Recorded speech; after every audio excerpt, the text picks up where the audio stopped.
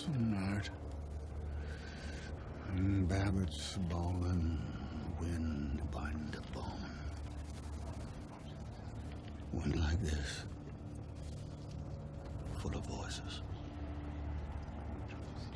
Ancestry howling at you. You bring stories.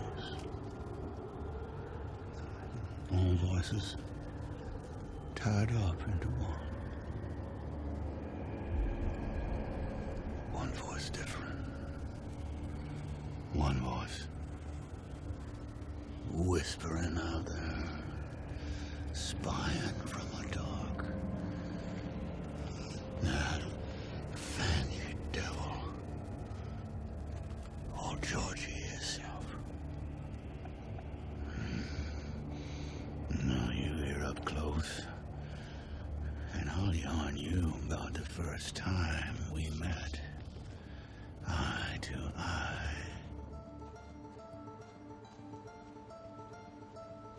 And thus it was that I made the acquaintance of Dr. Henry Goose, the man I hoped might cure me of my affliction.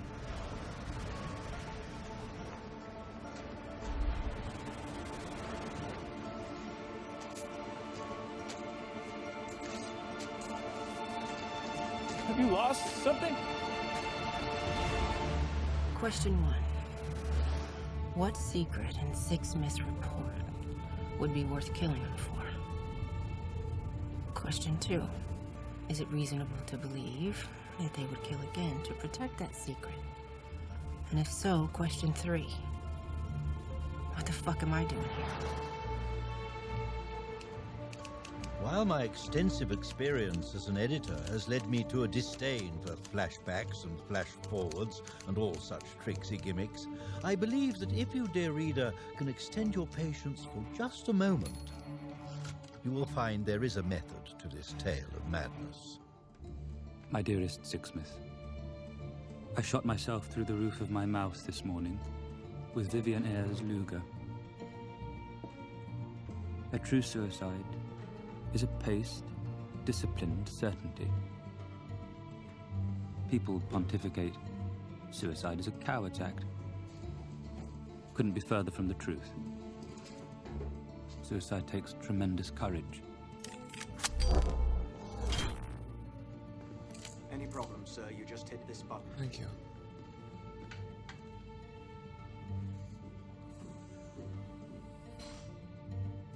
On behalf of my ministry and the future of unanimity, I would like to thank you for this final interview.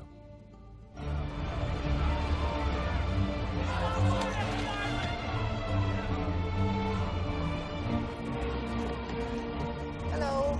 Trespass. Expecting trouble? I was Dermot Hoggy's publisher, not his shrink or his astrologer, and the ruddy bloody truth is, I had no idea what the man was going to do that night.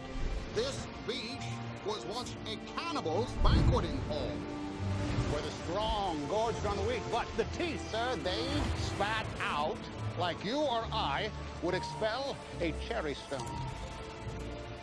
Do you know the price a quarter pound of these will earn? Remember, this is not an interrogation or a trial. Your version of the truth is all that matters. Truth is singular.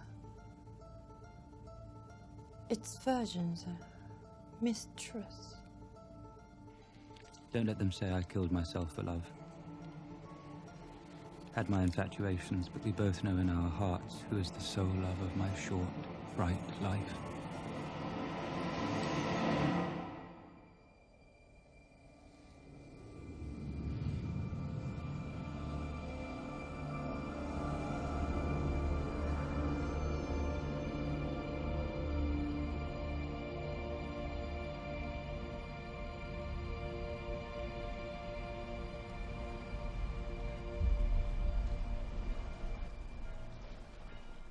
There you are, Mr. Ewing.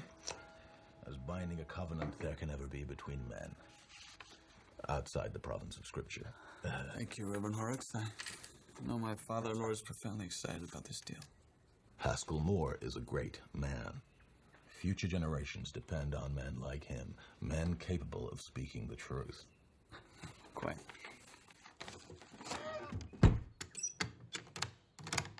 When I first encountered Haskell Moore's writing, its perspicuity struck me as though delivered through divine revelation. The learned doctor here and I have already spent many a night debating Mr. Moore's tractors. I'm only willing to concede that he makes a compelling case as to why we are sitting here, enjoying this divine lamb, while Kupaka stands there, content to serve.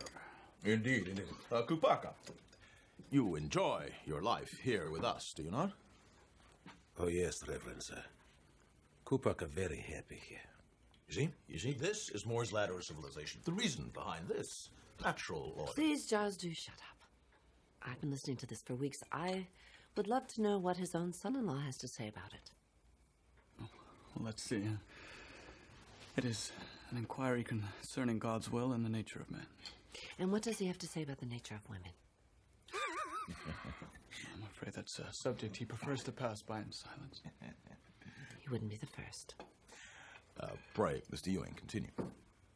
Well, the question he does pose is, if God created the world, how do we know what things we can change and what things must remain sacred and inviolable? Reverend Horrocks real specific how to run plantation. Georgian way, best way, he say. This heat is unbearable. How do they take it? Reverend Horrocks say, slaves like camel, bred for desert. He say, they not feel heat like civilized folk. Now, we should get you out of the sun.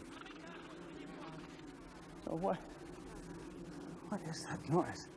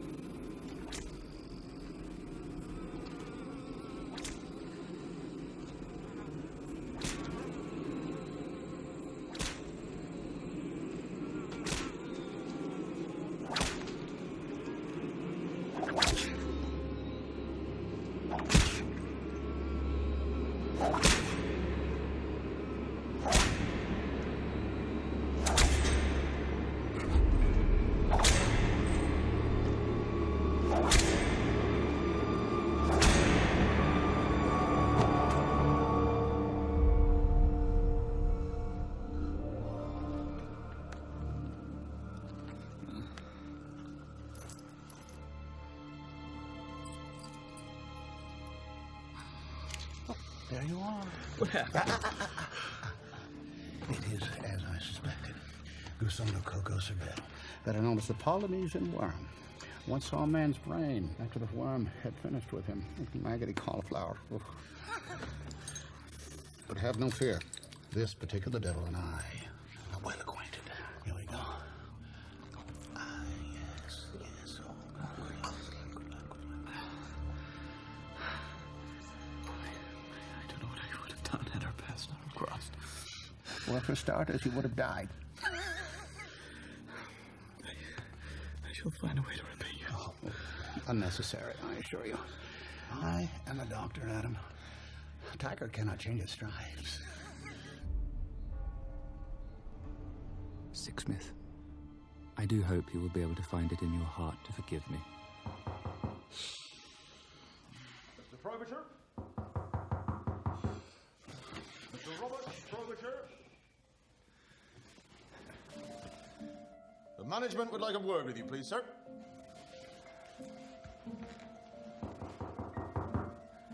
Mr. Frobisher, open this door, please. We do know you're in there, Mr. Frobisher. Please comply. A letter is being drafted to your father, sir.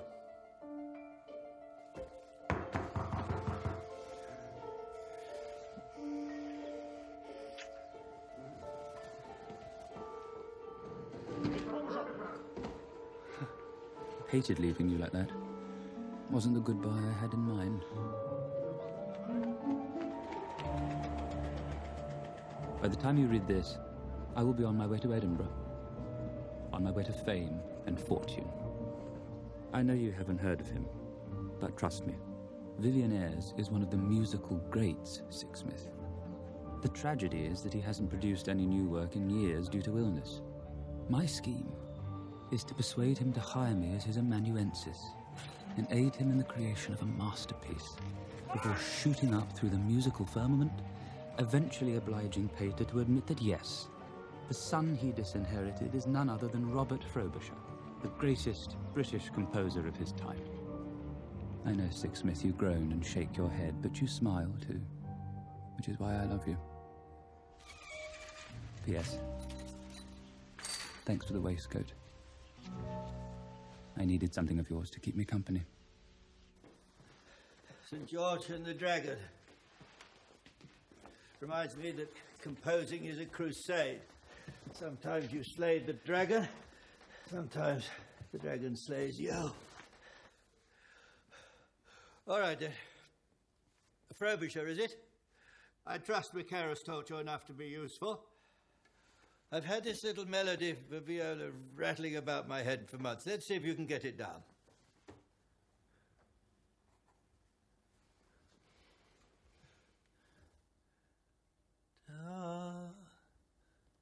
Da-da-da-da.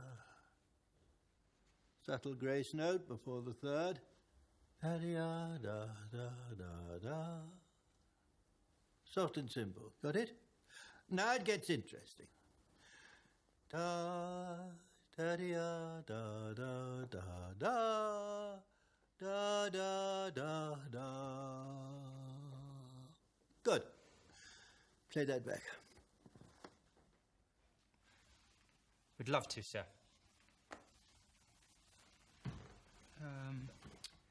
What key are we in? What key? G minor, of course. And the time signature? For Christ's sake, did you hear it or not? Just need a little more time. You need? My dear boy, who is working for whom here? I apologise, sir. Are you an amanuensis or an apologist? Now pay attention. 3-4 changes to 4-4 on the fourth bar and back to 3-4 on bar 5, if you can count that high.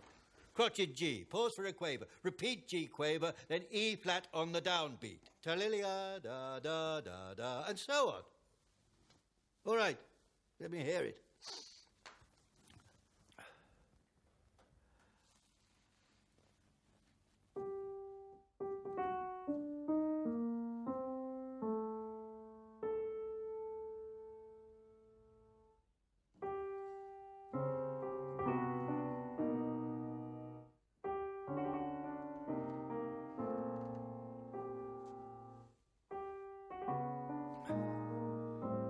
Stop, please. You're hurting me.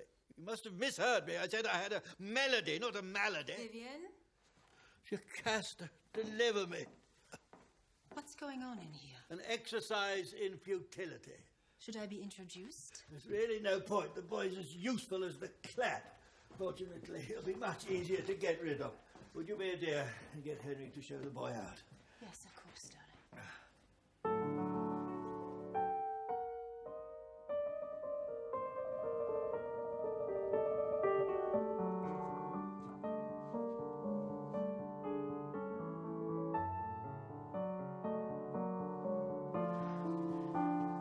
It's beautiful.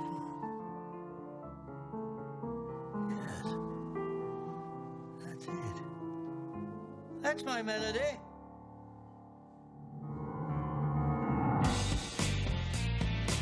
Come on, Louisa. We're melody together. Louisa, come on, I'm telling you. Baby, you can't leave me. It's it's a past life thing or a future life thing, but it's you and me. Look, for the last hour, all I could think about was throwing you off your balcony. I mean, who the hell do you think you are? You write a bullshit column for a fucking rag. Elevator! Thank you. Nice to know the age of chivalry isn't dead.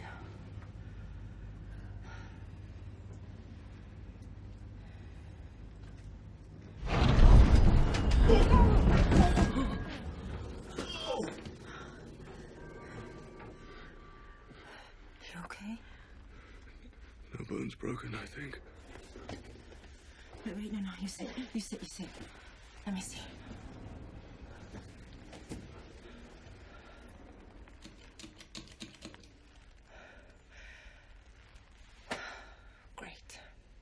Power outage. Perfect end to a perfect day.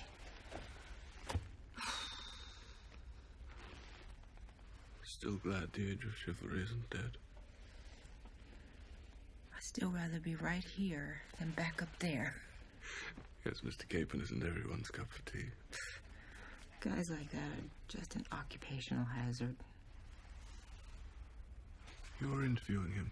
Yeah, for Spyglass magazine. Louisa Ray. Rufus Sixsmith. Ray.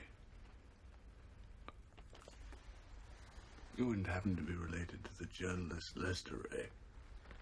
Yeah. He was my father. Really? He must have been enormously proud of you, following in his footsteps. That's her. My niece, Megan. She's lovely. Born physicist, with a better mind for mathematics than I ever had. Did her PhD at Cambridge, a woman at Keys. Gives you hope for the world. It's hot. And we're still here.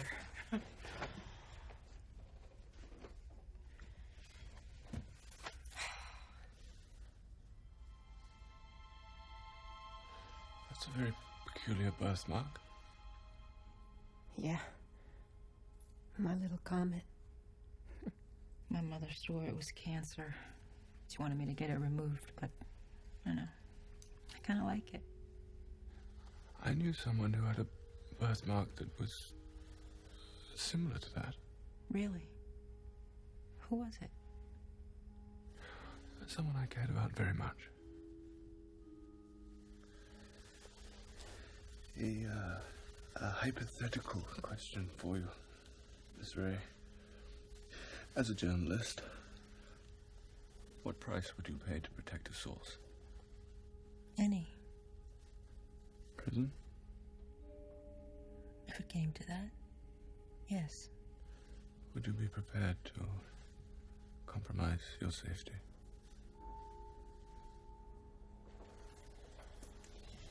My father braved booby-trap marshes and the wrath of generals for his journalistic integrity.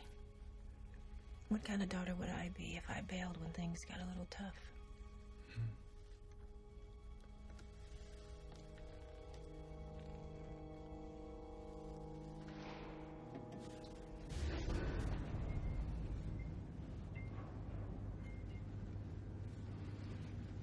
Saved. Taxi! You sure you don't need a cab? No, I've got my car. Well, you know, if there's ever something I can do for you, please give me a call. Thank you, I will. Bye.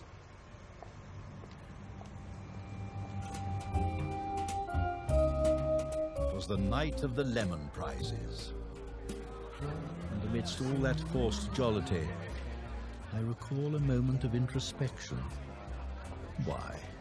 Why would anyone in their right mind choose to be a publisher?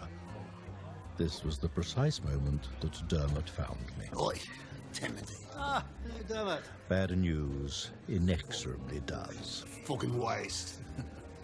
Never forget Herman Melville writes a ripping yarn about a big white whale which is summarily dismissed, and yet today it is lugged around in the backpacks of every serious student of literature in the world. I don't give a fuck what happens when I'm dead. I want people to buy me book now.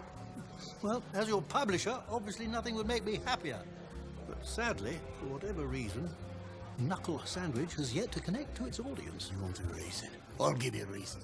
Right there. Ah, you mean Mr. Finch? Felix fucking Finch.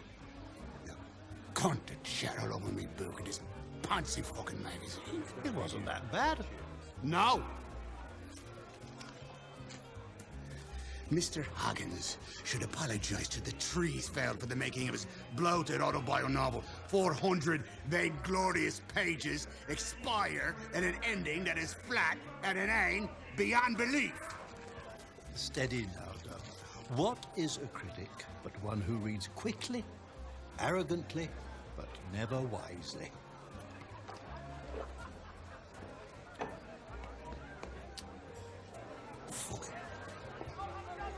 Dermot.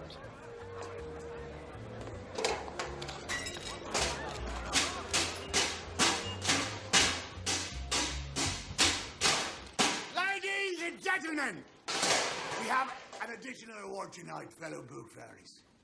An award for most eminent critic, Mr. Oh, beg pardon, Sir Felix Finch, O.B. and E. And what might my prize be, I wonder? A signed copy of an unpulped knuckle sandwich? Can't be many of those left. Well, just what does that leadless pencil you call an imagination have in mind to end this scene?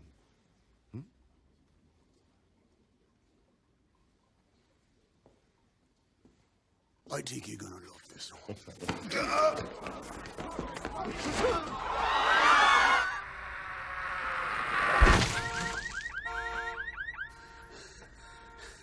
Now that's an ending that is flat and ain't beyond belief.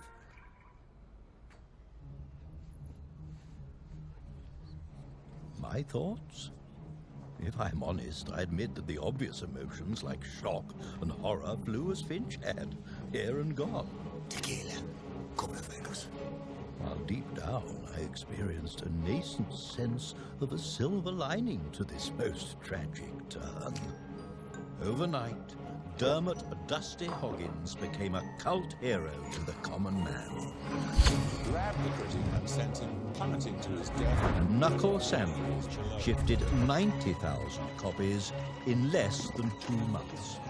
I was, for the briefest of moments, Cinderella, and all memory of past misfortune receded in the rearview mirror of my dream come true. What the fuck? M.O.T. Cavendish, I presume. Caught with your cacks down. My office hours are 11 to 2, and my secretary will be more than happy to schedule an appointment if you so desire. Friends like us don't need appointments. We like it all cozy like this. Visited Dermot in the joint. Our brother's got a question for you. Where's our fucking money? Boys, look here. Dermot signed what we call a copyright transfer contract, which means that legally... Dermot didn't sign no fucking contract for the event of the fucking season!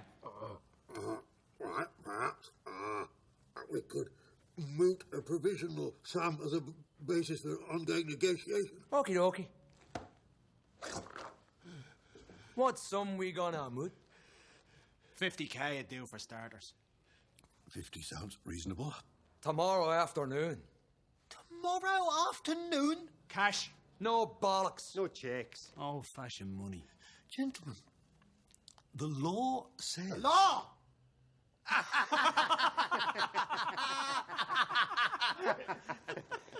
What'll I do for Felix fucking Finch?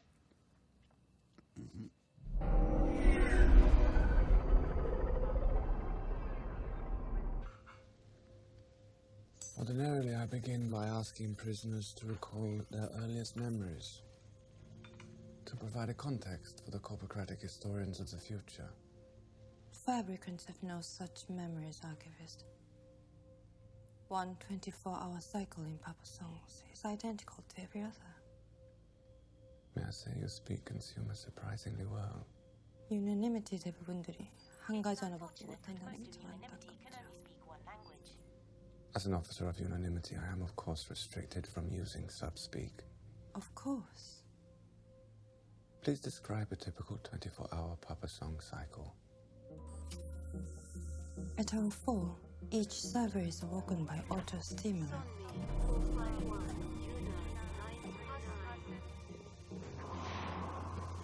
From revival, we proceed to the hygiene.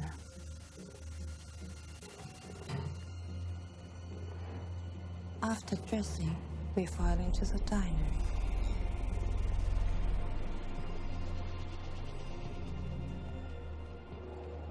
At hour 5, we man our stations to greet the new day's consumers. Welcome to Papa Songs. For the next 19 hours, We input orders, tray food, vend drinks, upstock condiments, wipe tables, and bin garbage. All done in strict adherence to First Catechism. What is the first catechism? Honor thy consumer. After the final cleaning, we imbibe one subsack, then return to our sleep box. That is a blueprint of every single day. Did you ever think about the future? Papa Song's servers have just one possible future. You mean exaltation? Could you describe this annual rite of passage? On first day, Siri would stamp a star on each of our collars. 12 stars meant an end to our contract. How did you feel when you watched one of your sisters ascend? Excitement. I was happy for them, but envious as well. Did your sister servers feel as you did? Most of them. I would like to ask about the infamous Una 939. Sonia 451.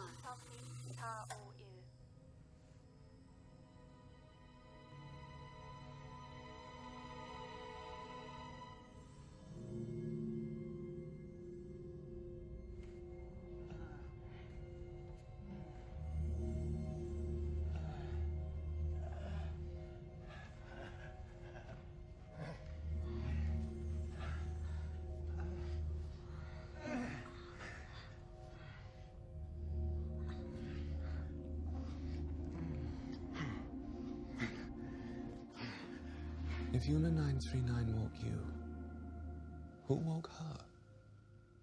Siri. Why would a seer wake a server? Perhaps you should ask him, Archivist. What's wrong with him? He drinks soap. It makes him happy.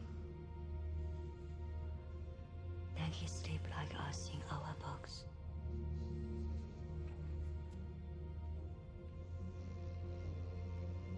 Do you ever think about what it must be like up there with the consumers? Third Catechism forbids such questions. Yes, it does. Come, let me show you a secret.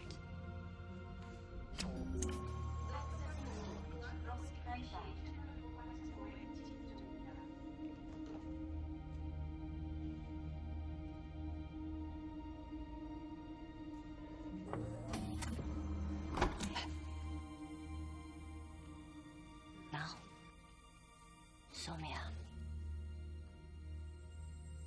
we are inside a secret.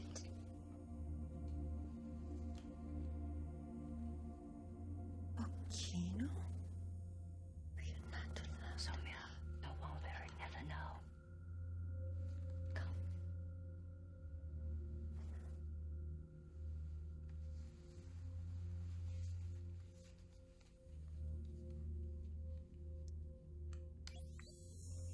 This is a violation of the Ready Incarceration Act. I will not be subjected to criminal abuse. This is a violation of the Ready Incarceration Act. I will not be subjected to criminal abuse. You could have been excised. How did you justify such a risk to yourself? She was my friend. Please describe the events of September 18th from your perspective. I was stationed at Pedestal 1.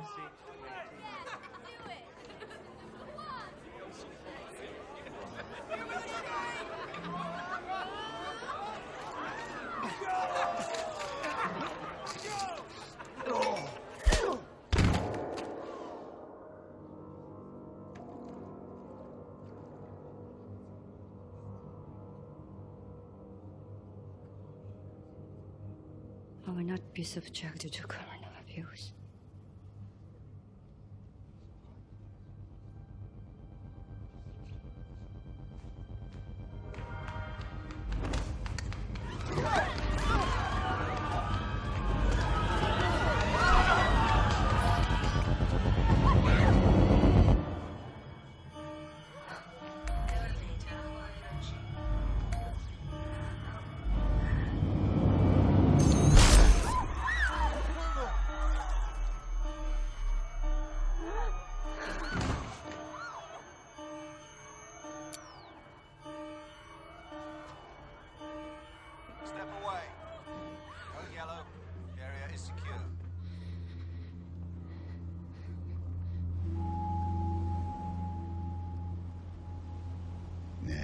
This life of rotted luck ain't no smiley Samyani. And rare's time I ever fessed the secret of Slucha's Hallow. Adam, my bro by law, and his son and me be trekking back from Honokaa Market. Was Adam's custom to kowtow his ancestry with offerings and honorings.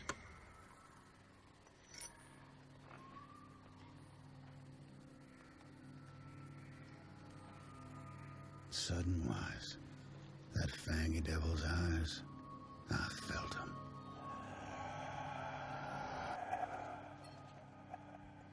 Who there?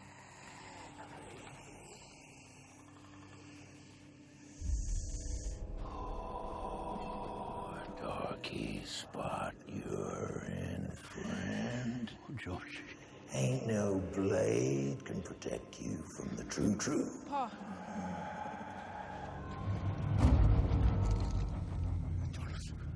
Jonas, go. Go, go. Zachary! Zachary! Zachary!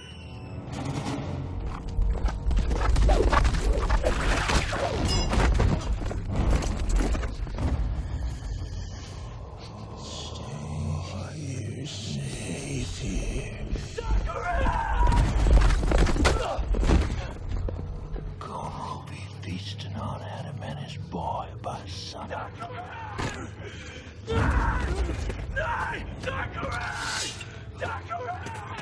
You say all the time, yeah. The weak are meat, the strong do eat.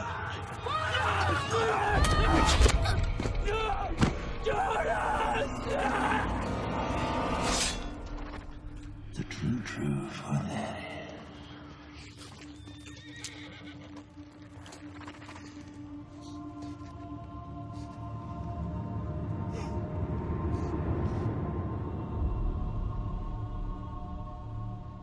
Whole valley whispering about the blood of Adam and his son on my hands.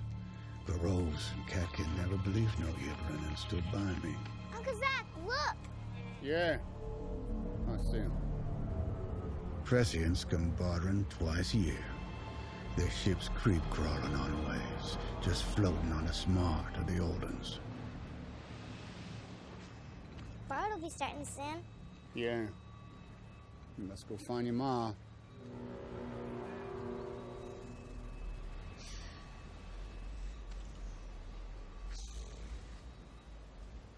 What are you doing? Master you ain't been resting, Lucius. So I gotta keep eyes on you. You mind me while I mind the goats.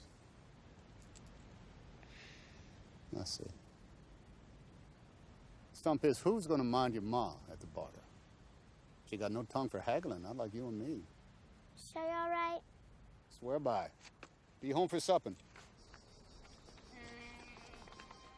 Why words slink and slide off a tongue when we need 'em most?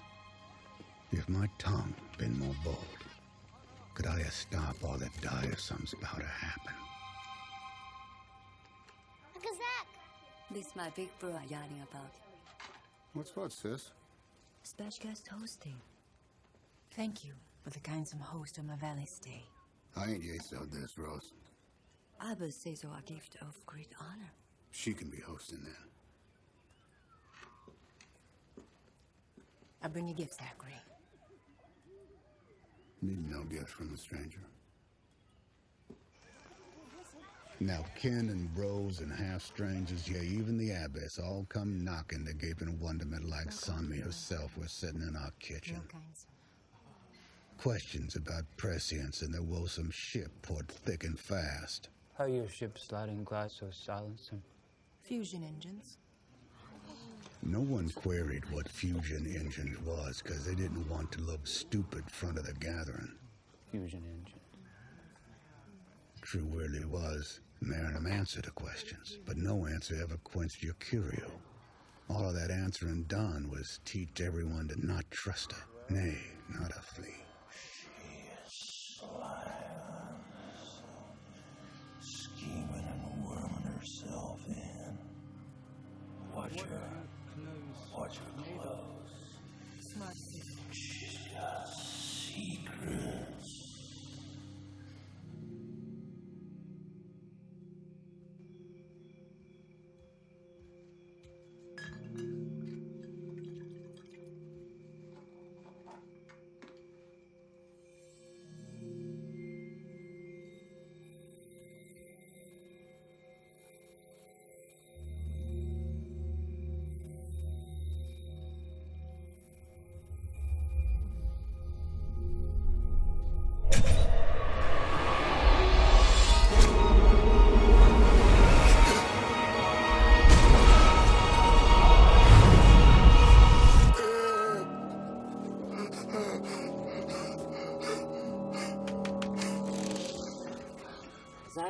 son, for waking you up. That's a dream.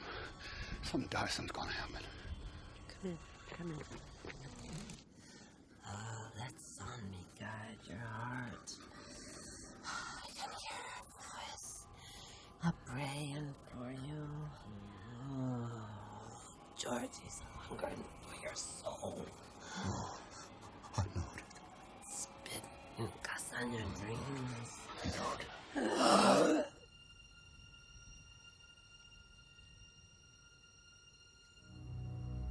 Bridge are broken, right below.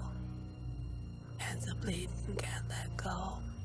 Enemy sleeping, don't slit that throat. Oh.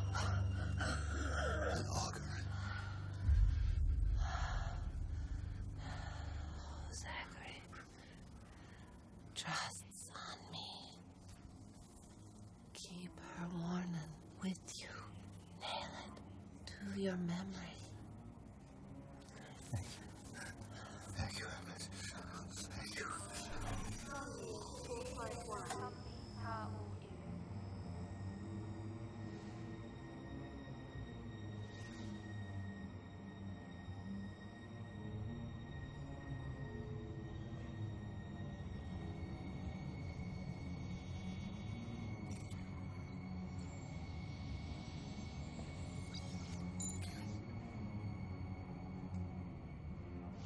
Wait! Wait! There's no reason to hide. I know you, Sonmi 451. My name is Heiju Jane. What has happened to Siri? Soap overdose. It is unfortunate that it had to happen with everything going so well. Because now it is probable that the enforcers and the DNA sniffers will find out about you. And if they do, if they realize your connection to Una 939, you will be excised. But you have a choice. You can remain here and risk being discovered. Or you can come with me.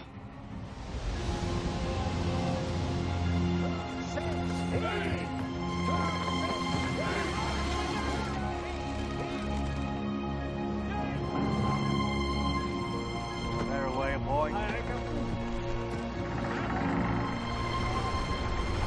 Friday the 15th, we made sail with the morning tide. Mr. Borharv had my cabin changed. I had been quarantined to a storeroom away from the other passengers and crew. Henry argued in vain that the Polynesian worm is not contagious. Hardly matters. All I want to do now is return home and unburden myself of this responsibility. My dear Sixsmith, I am in desperate need of your help.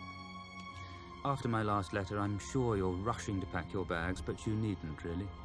Unless, of course, you wish to witness the rebirth of Robert Frobisher. Is it not miraculous how one's fortune can turn so quickly, so completely? One moment leaping from a hotel window, the next gainfully employed by one of the world's greatest living composers. My only problem is that I accidentally got hooked on a journal written in 1849 by a dying lawyer during a voyage from a Pacific isle to San Francisco. To my great annoyance, the pages cease mid-sentence. Half the book is missing. It's completely killing me. Could you be a mention when you're next foraging at Otto's books? Make an inquiry. A half-finished book is, after all, a half-finished love affair.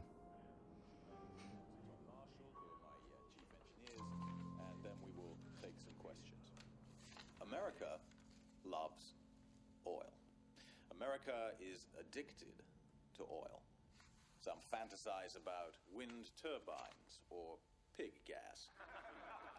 But I'm here today to tell you that the cure for oil is right here. The cure is nuclear power.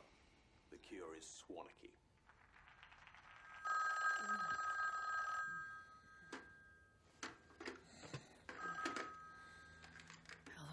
Hello, Miss Ray. I'm frightfully sorry for calling at this hour. Dr. Sixsmith. I need help. I need £50,000, not 2,000, 50,000. I can go through it again, Mr. Cavendish, but the total's right. £2,343.16. How is this possible? The ruddy money was pouring in. Debts mostly, Mr. Cavendish. Solvency has its drawbacks.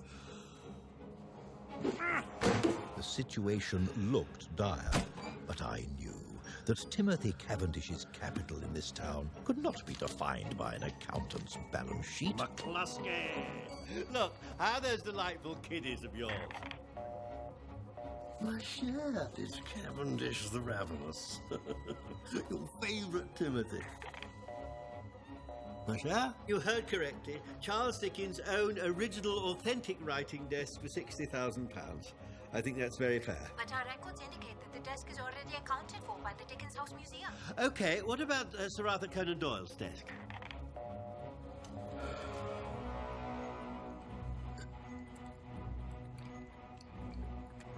In the darkness, I suddenly saw the light. Blood has always trumped water. If the Hogginses' brutes wanted to turn this into a family affair, they'd find the Cavendish clan more than ready for the task at hand.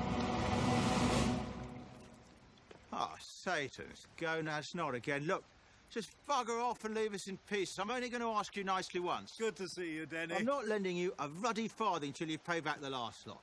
Why? Why should I be forever giving you handouts? Denny, I've had a minor run-in with the wrong sort. If I don't get my hands on £60,000, I'm going to take an awful beating. Well, get them to video it for us, would you? Now, fuck off. I'm not joking, Denham. Why is this my problem? Because we're brothers. Don't you have a conscience? A couple of my special little pills and a G&T should set me right. Denny, help. Please? Then who are you talking to? Hello, Georgette. Hello, Timothy.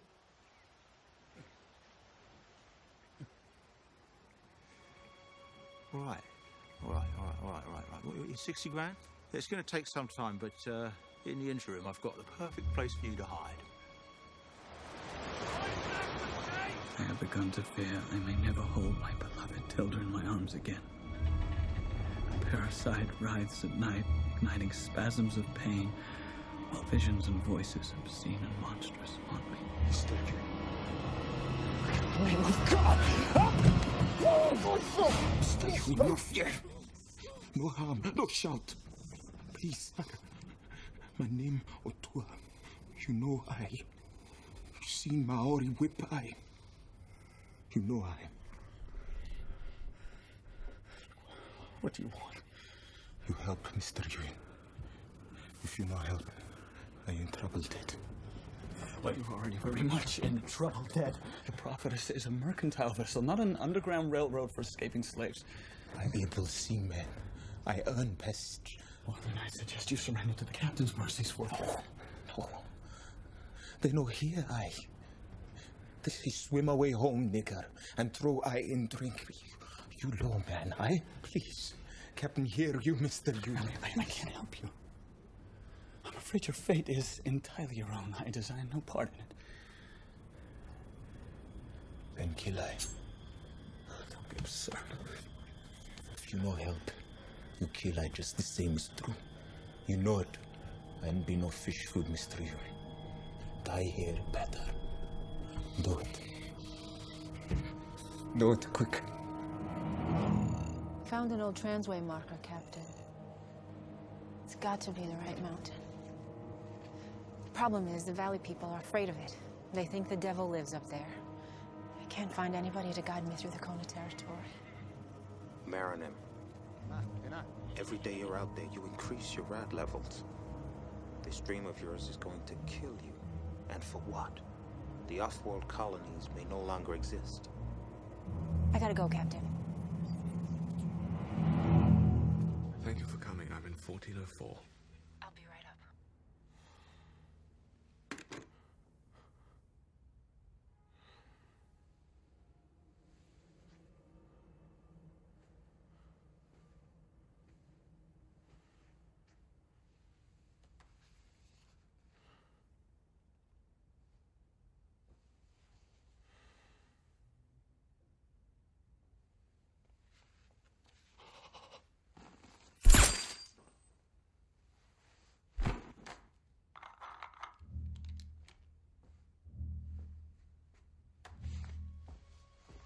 Dr. Sixsmith?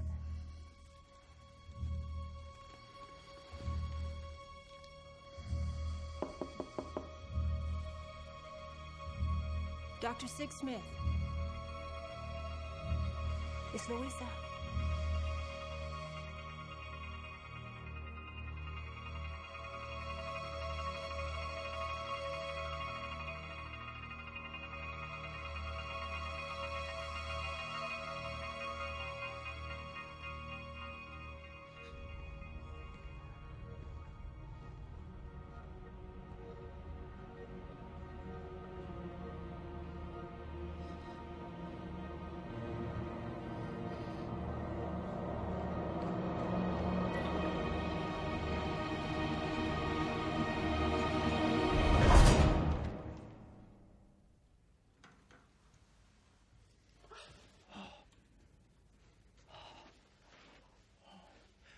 Go call the police. Right now, call the police.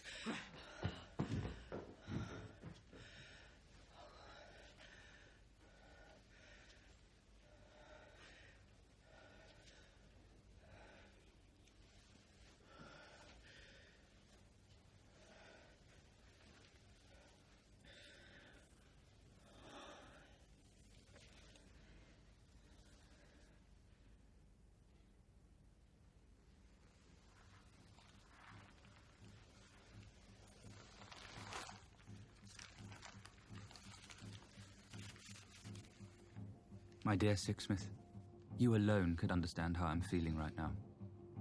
Today, Ayers and I presented our first collaboration to Thaddeus Kesselring, Ayers' favorite conductor who arrived from Berlin. It's called Eternal Recurrence. Wish you could hear it. It's the most accomplished tone poem I know of written since the war, and I tell you, Sixsmith, that more than a few of its best ideas are mine.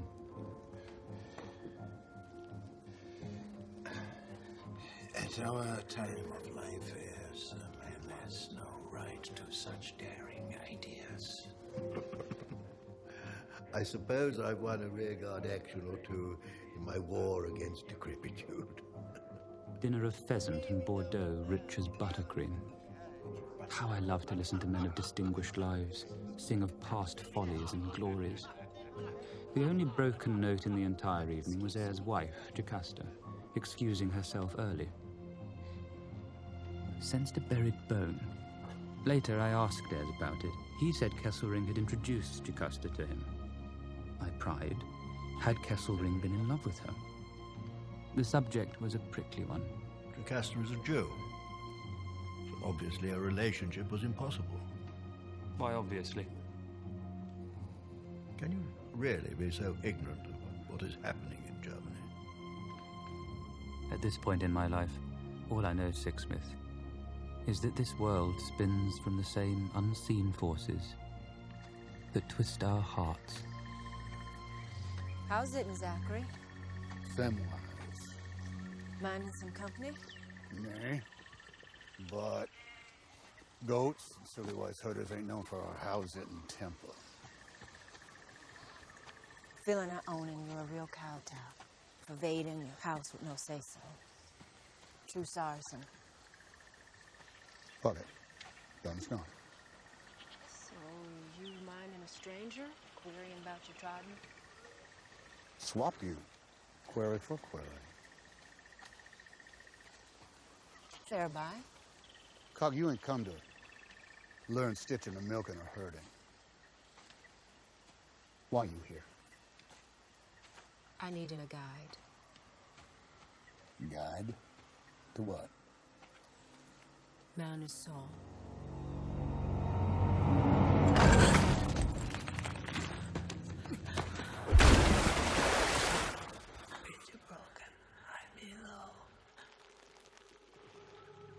Where's Mom?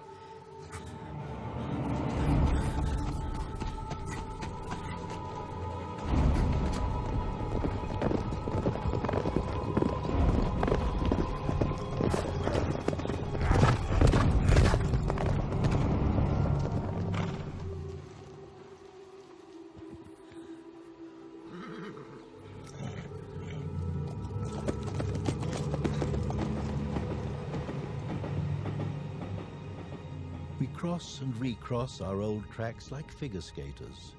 And just as I was reading a new submission, a powerful déjà vu ran through my bones. I had been here before. Another lifetime ago. Ursula. The love of my life?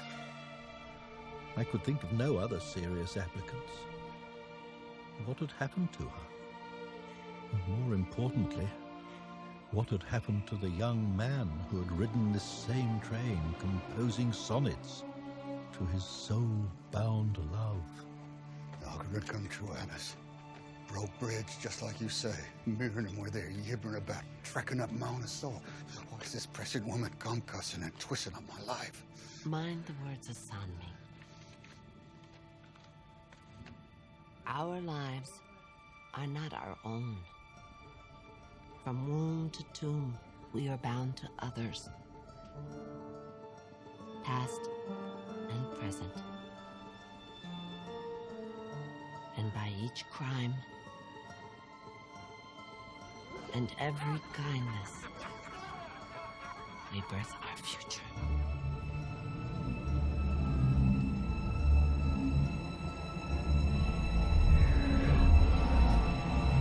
Welcome to Neo Song.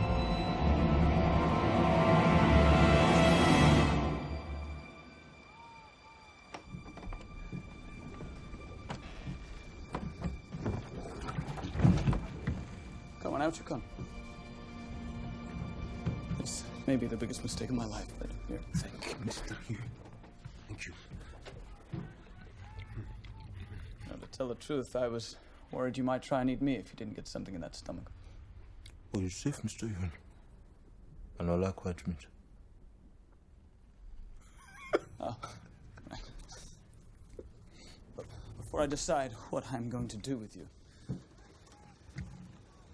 tell me why you were being whipped so savagely. My uncle was a sailor. He took me on a French whaler when I was 10 years old.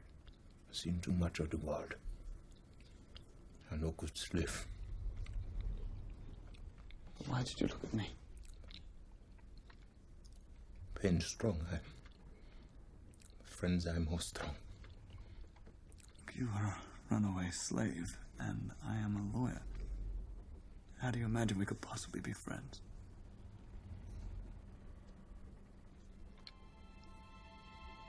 All you need.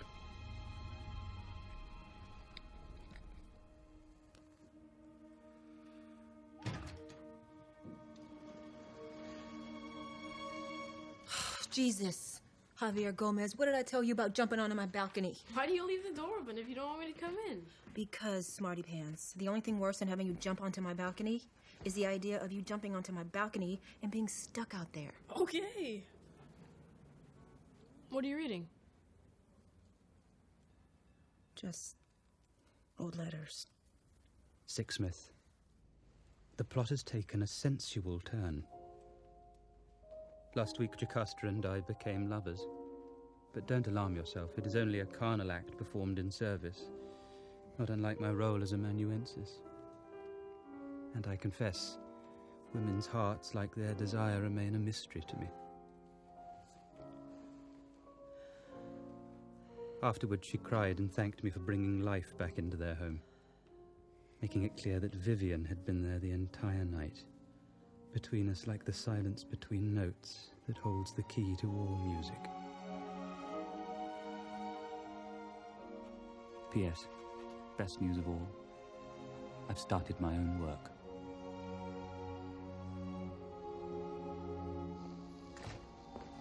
I called about an old recording written by a man named Robert Frobisher. Oops. Busted. I know I shouldn't be playing it. I was checking it to make sure it wasn't scratched. But honestly, I just can't stop listening to it. This is the Cloud Atlas Sextet? It's the symphony.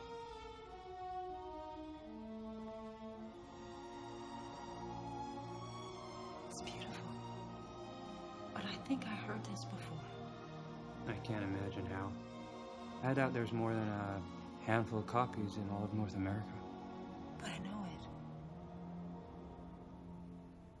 I know it. Before I realized it, my feet had borne me back to the Temple of Sacrifice, where I offered up my virginity. Back to those 4 days of paradise when Ursula's mater and pater slipped off to Greece for a long weekend. Or so we thought. Ursula! Sir, madam, I assure you this is completely innocent.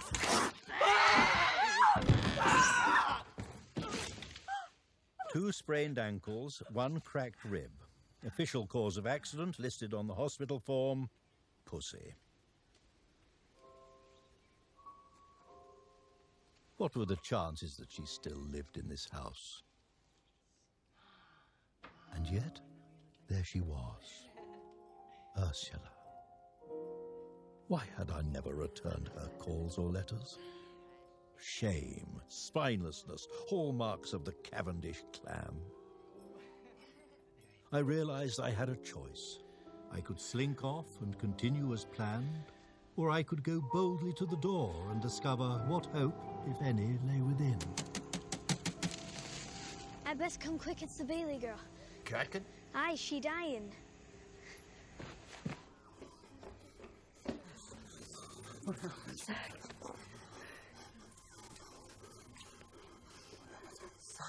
The scorpion fish. Peter says should be gone by sundown. Be right and fair, but nothing to be done.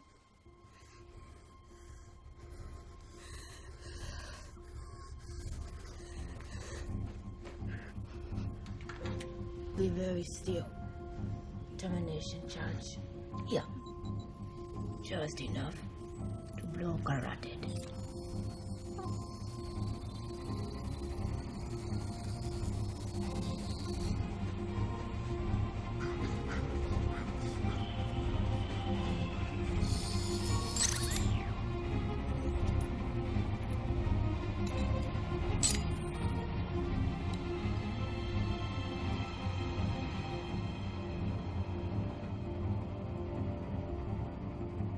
How does it feel? Good. Catkin's dying. What? Saw another scorpion fish. You can save her.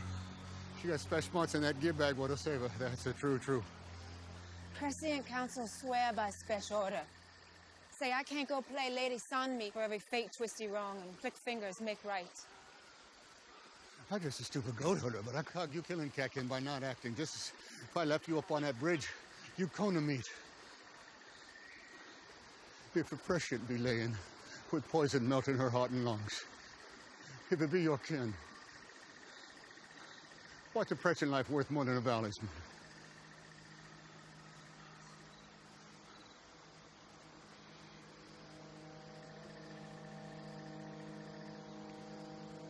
I'll take you to Monticello. I know the way. If you save Catkin, I will guide you through the devil's door if that's where you want to go.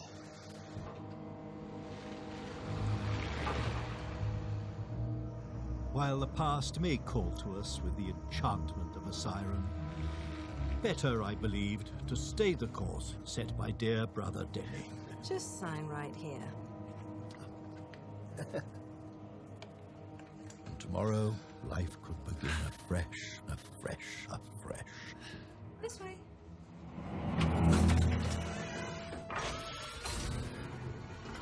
Come. Welcome to Habitat Base Presence.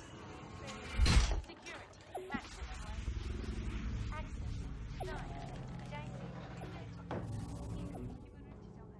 Designating texture.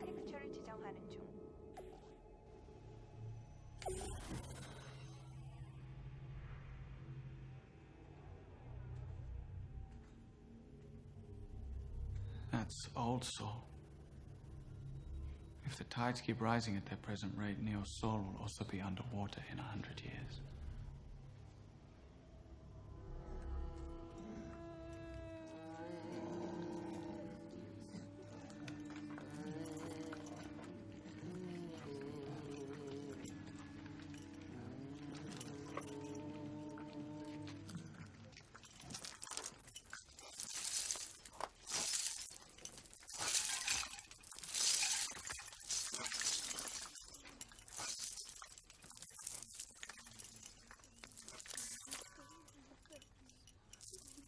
Your food is in here.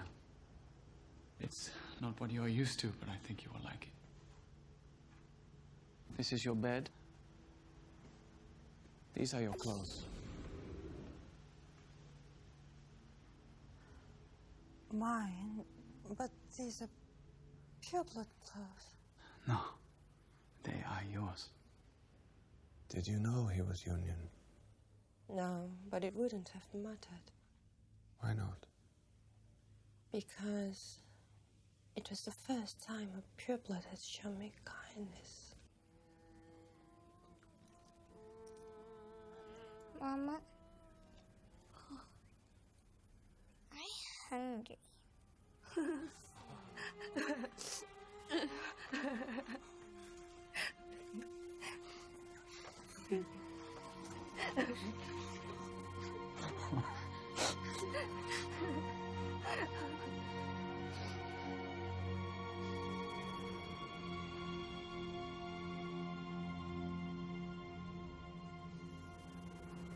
Do you like them? You look lovely. Here. Come here. You know, this used to play viddies, but the chip is corrupted. Stuck in a loop, so I digited and found the rest of it. The rest of it?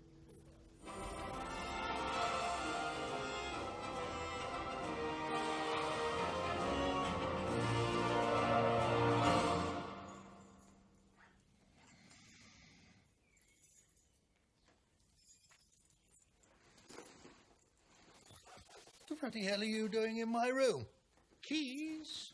Go walkies. Let's give these to Miss Judd for safekeeping, shall we? Leave my things alone, you pilfering cow. Because you're new, I shall not make you eat soap powder. This time, be warned, I do not stand for offensive language in Aurora House, not from anyone. And I never make idle threats, Mr. Cavendish. Never. I'll talk to you how I ruddy well like, you thief. Make me eat soap powder. I'd like to see you try. Oh, bloody hell. A disappointing start. Is this some sort of kinky S&M hotel? I am Nurse Noakes. You do not wish to cross me.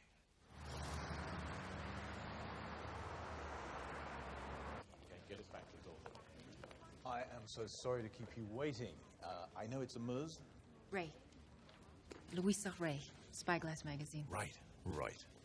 Louisa, this is Joe Napier. He's our security chief. I was surprised to get your query. I mean, don't get me wrong, it's a feisty magazine, but... Anything you need, sir, just let me know. Will do.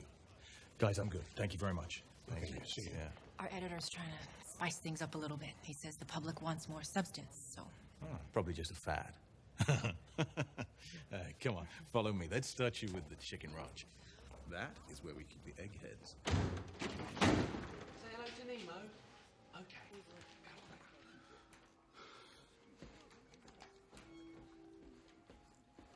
Hello, Mr. Cavendish. Feeling super this morning? No, I checked in last night believing that Aurora House was a hotel. My brother made the booking, you see. His idea of a practical joke. But listen, you have a bigger problem closer to home. There's some demented bitch calling herself Noakes, rampaging about the place, impersonating a chambermaid. But the point is this, she struck me, and she stole my keys. Right? I'll need those keys back straight away. Aurora House is your home now, Mr. Cavendish. Your signature authorizes us to apply. Signature? The custody document you signed last night. Your residency papers. No, that was the hotel register. Oh, never mind, it's all academic. Oh, this is going to make a heck of a dinner party story. Most of our guests get cold feet on their first mornings. My keys, please. Residents are I'm not a ruddy resident! You'll find temper tantrums won't help you at Aurora House. You're breaking the ruddy Anti-Incarceration Act or some ruddy thing, and I will not be subjected to criminal abuse. I will not be subjected to criminal abuse.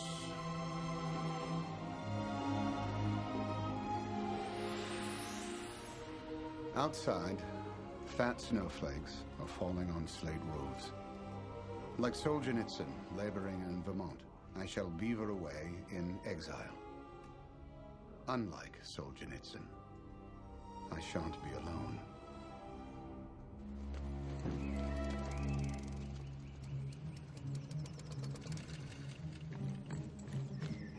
Off somewhere. You bet I am. To the land of the living. Soylent Green is people. Soylent Green is made of people. Oi! Get back here, you! Oi!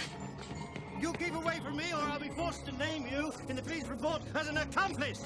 I have better things to do than this.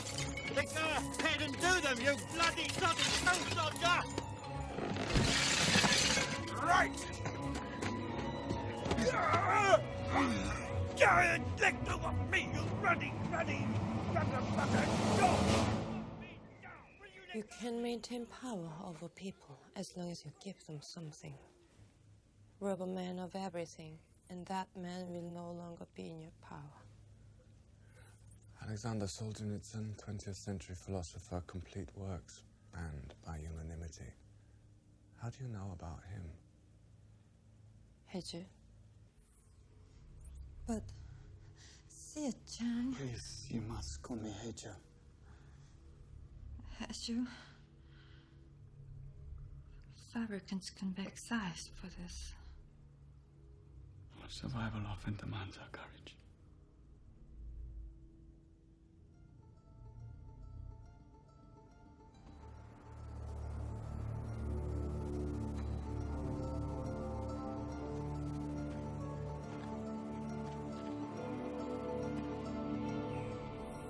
Knowledge is a mirror, and for the first time in my life, I was allowed to see who I was and who I might become.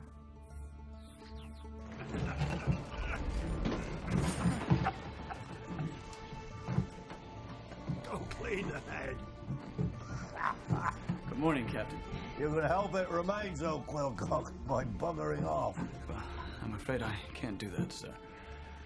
If I was, I would be unable to inform you of the stowaway that I have discovered in my... Stowaway? I assure you that this Moriarty had no choice. Now, he has sworn to me that he is a first-class, able-bodied seaman capable of earning passage if only given a chance. Stowaway. This is stowaway, even if he shits silver nuggets. Did he ever explain anything to you?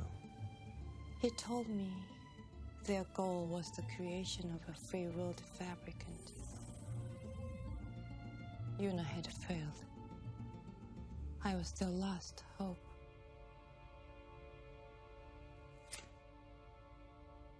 I have to say, if all lady journalists look like you, I might start to take this women's lib thing more seriously. Well, I'm sure they can use your support. Nice. Okay, you wait here, and I will go and find someone smarter who can walk you through the details of some of your questions.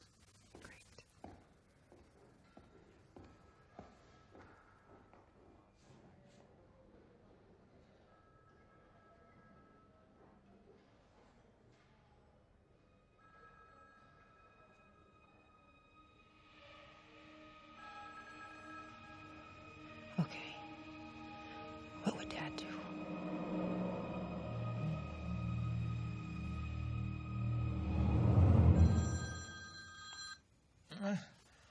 Who the bloody hell is this? Have you any idea what time it is? Denny, it's me, Tim.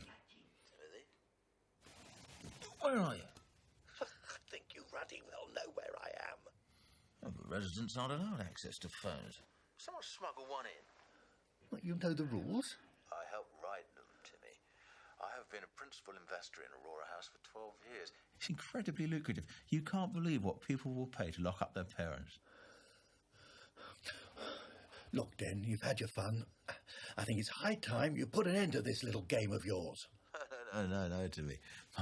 My fun has just begun. What are you talking about? I'm your brother. Why are you doing this to me? I think a better question in this instance would be, what have you done to deserve this? I don't know what you mean. Oh, come now, dear brother, don't insult me. You can't think that I didn't know about you and Georgette. Georgette? Look, then, I didn't mean to hurt you. I'm afraid your penance has come due, Timbo. It's time to account for your crimes. Then I'm so sorry. No, there's no need to apologise. Your exile is more than enough reparation. Although, I do have my fingers crossed for a scenario involving you, Nurse Snokes, and a broom handle. Cheerio, Timmy. Bye-bye now. Sends his love.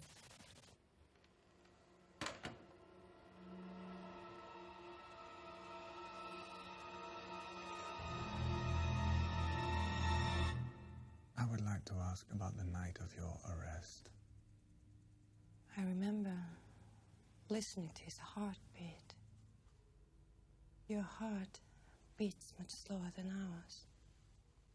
There is a gentleness to the sound. I find it comforting. Vivian, what time is it? I don't know. Who cares? I've heard a melody, boy. For violin. Quick. Find a pen. I heard it in a dream. I was in a nightmarish cafe.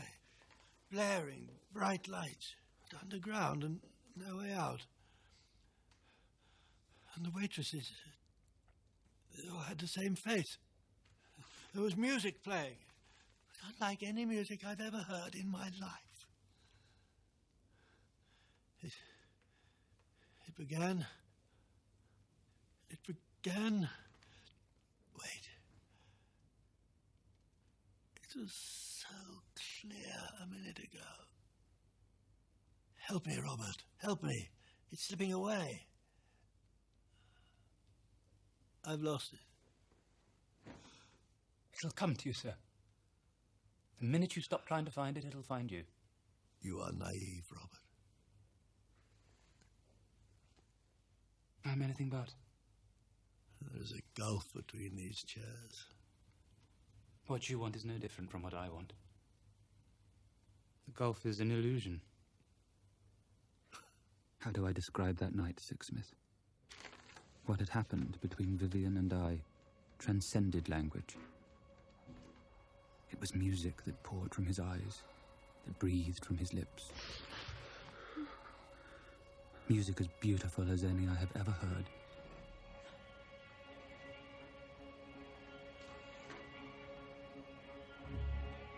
What are you doing in here?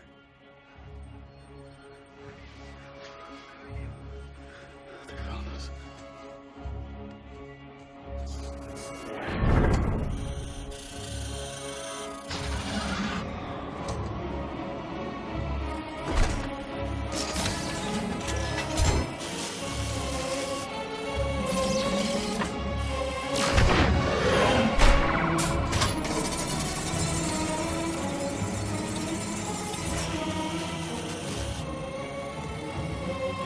I'll be with you the whole way.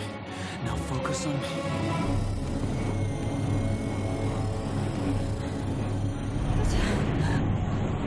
Stay with me.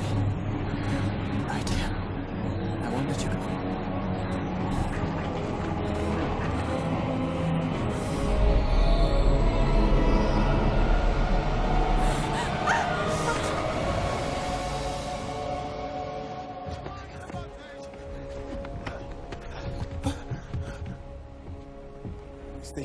It's all right.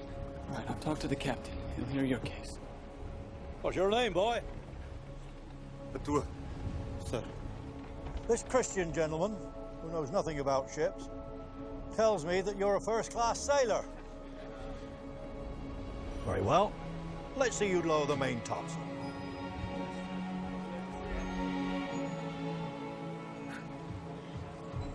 Mr. Roderick, my bottle is empty.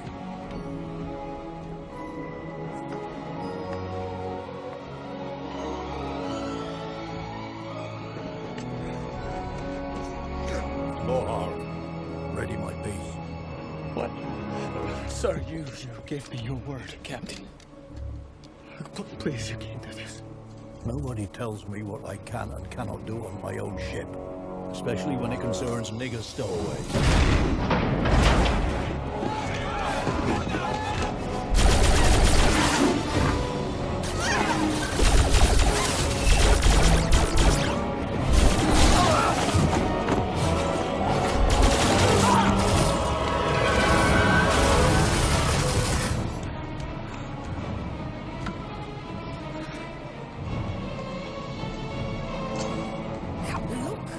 He's got visuals for those.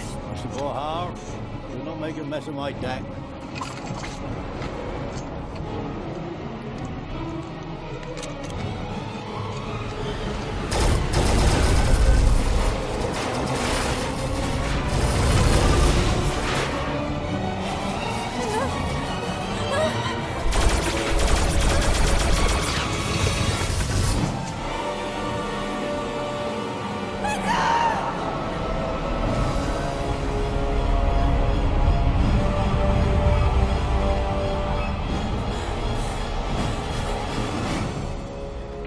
Please. Look, if you could just hear me out, please.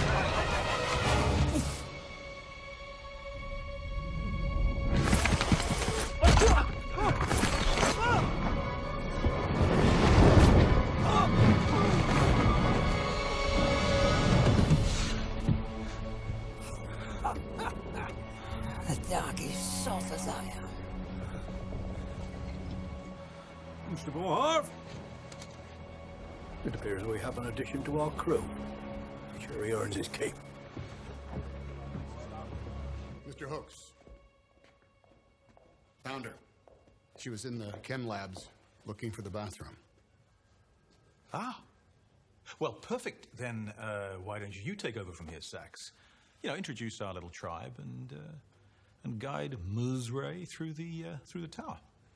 The funny thing is, I'm not even supposed to be here. I was meant to be in Seoul, but the air traffic controller strike screwed everything up, so now I'm on the pond jumper tonight. You ever think the universe was against you? All the time. You mind? I'm cool.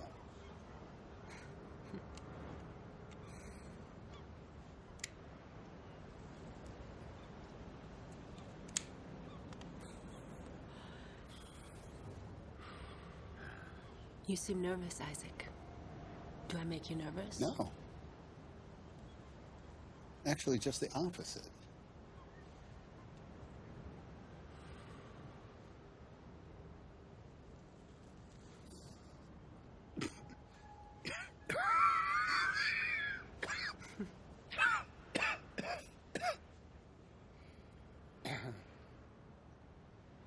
Are you going to tell me why you covered for me?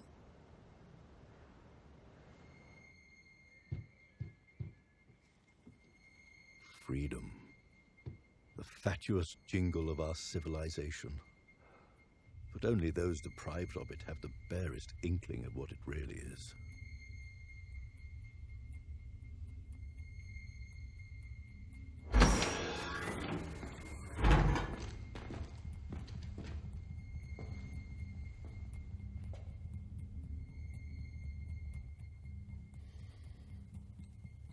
There's much disagreement on what should be done with you. The corporocrats want you euthanized as a deviant. The manufacturers demanding a period of study. The psychogenomicists are screaming for an immediate cerebral vivisection. However, the problem you create is a political one. Which means you're my problem. I find it intriguing to imagine that beneath these perfectly engineered features are thoughts that terrify the whole of unanimity. I'm not afraid of such thoughts because I do not fear the truth. There's a natural order to this world, fabricant. And the truth is, this order must be protected.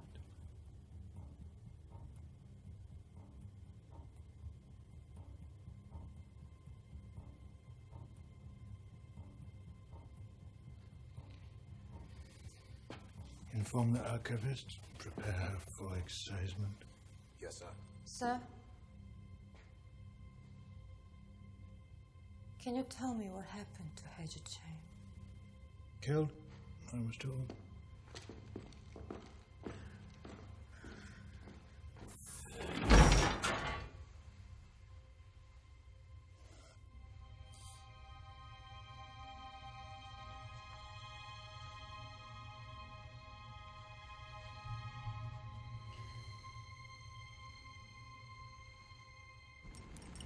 All these recent excitements, really, Adam, it's far too much. You need to rest.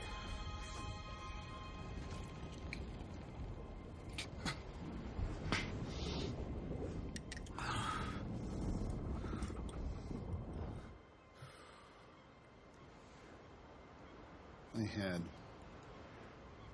a girlfriend once. She kept trying to get me to read Carlos Castaneda. You ever read any of that shit? Oh, yeah. But the relationship was doomed. Every time she brought up any of that karma, past life stuff, I couldn't stop myself from laughing. And yet, I can't explain it. But I knew when I opened that door,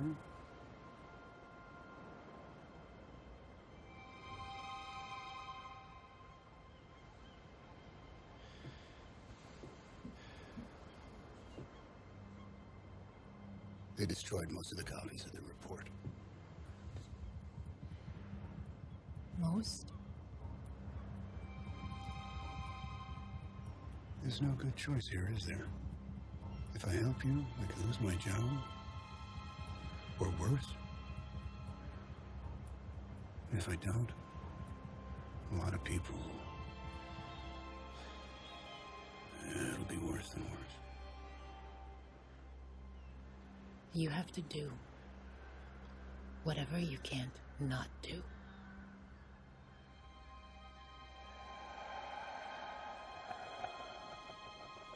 Something preying on you, Zachary? You really ain't fear about meeting old Georgie on a summit? More scarce about the weather than any devil. You cog he's real. Who tripped the fall, if not old Georgie? True, true.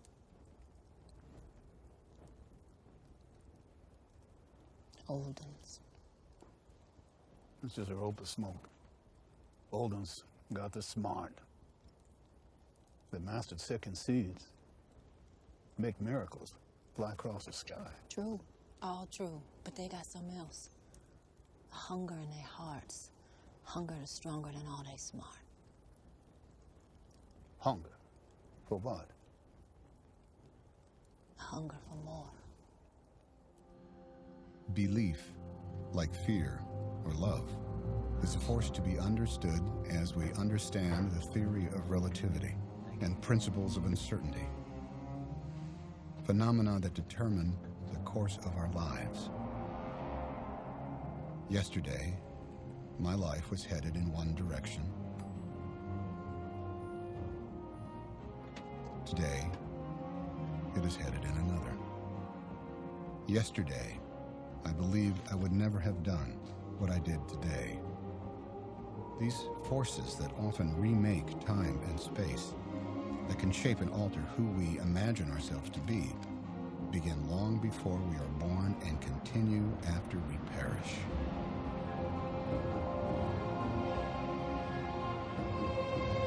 Our lives and our choices, like quantum trajectories, are understood moment to moment. At each point of intersection, each encounter suggests a new potential direction. Proposition: I have fallen in love with Louisa Ray. Is this possible? I just met her, and yet I feel like something important has happened to me.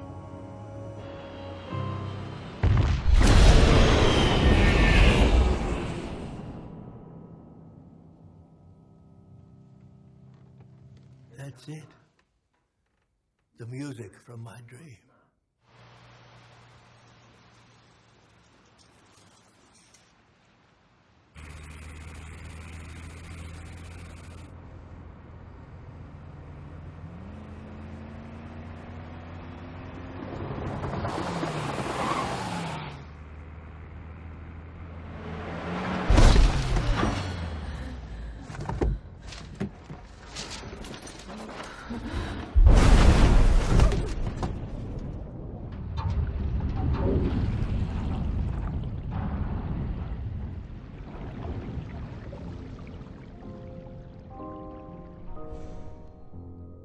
This is from my dream. That night I came to your room. This is the music I heard in my head. Somehow I gave it to you.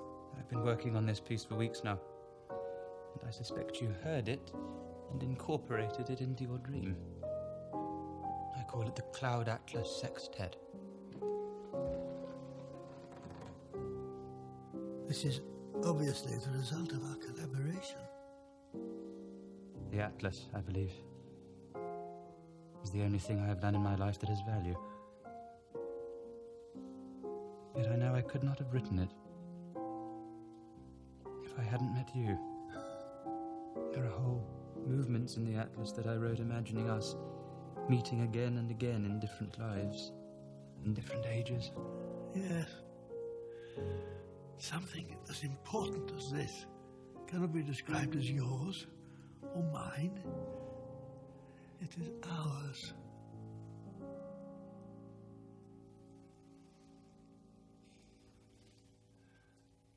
That is exactly how I feel, Vivian.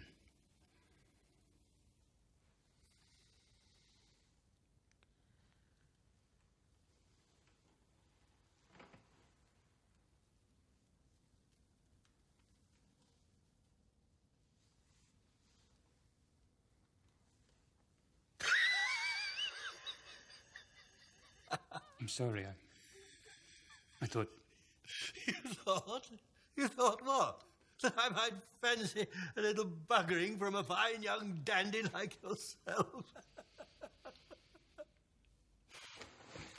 I'll pack my bags and be gone by morning. You'll do no such thing. You'll leave only when I say you can leave.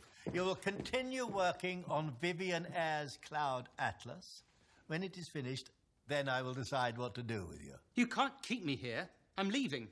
Good luck with your composing. I'm sure a sterile old fuck like yourself is still capable of something completely immemorable. I suggest you think about this, Robert. Think about reputation. Reputation is everything in our society. Yours, my disinherited reprobate, has expired.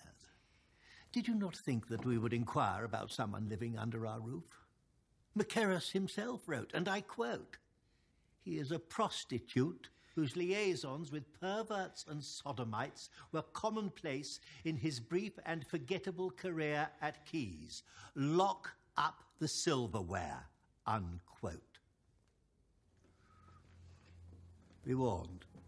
Leave here without my consent, and all the musical society will know of the degenerate Robert Frobisher.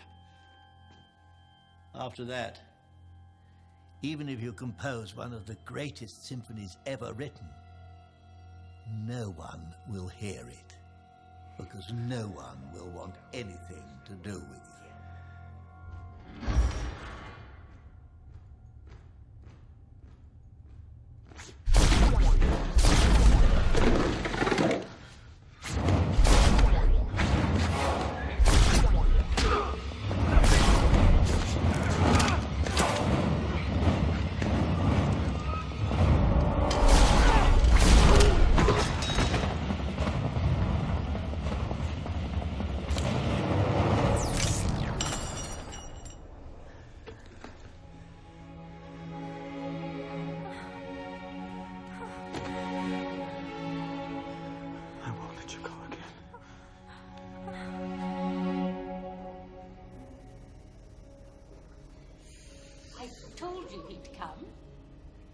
Two things became clear.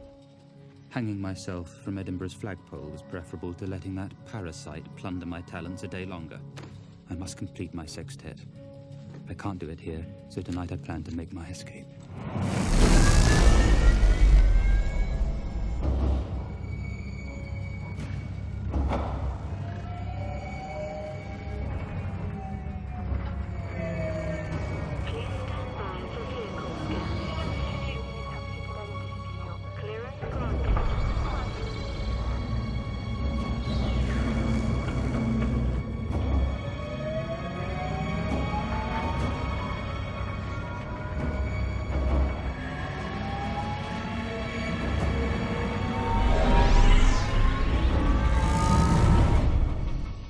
Any jailbreak's a risky proposition. One little cock-up, and we're dangling at Her Majesty's pleasure. I know.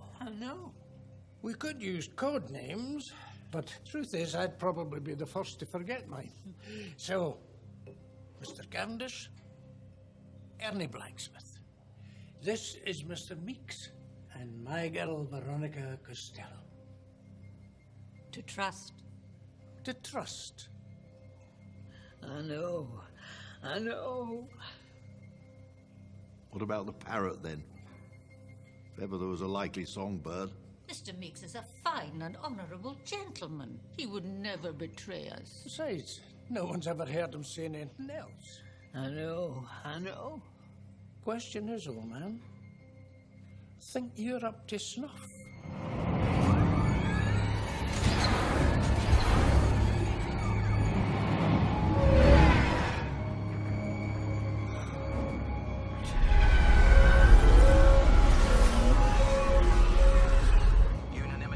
Compliance. We have a security code red. Prepare to be boarded. What are you going to do? Stay calm. It will end in tears. You warned me. I suppose I'm as hopeless as Adam Ewing, oblivious to all the unspeakable forms lying in wait, blind to the fact his friend is poisoning him. Please. The idea of losing this ring distresses me beyond measure. Don't be a silly prophet, Adam. I'm sure your wife will set your health above a gold loop. I have seen the onset for dropsy, and it is not a pretty sight. I know an excellent Spanish goldsmith who works with such alacrity that your Tilla may not have to know this was ever removed. Give it to me! Get your fucking hands off my butt! It's not your pudding, you Alzheimer's! You've already eaten the You stop it! Give it! Gosh, Don't you talk to me! You better get in here.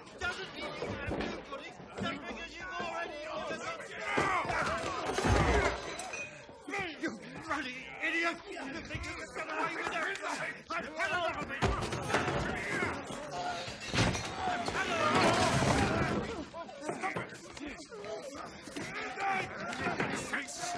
Mr. Cavendish!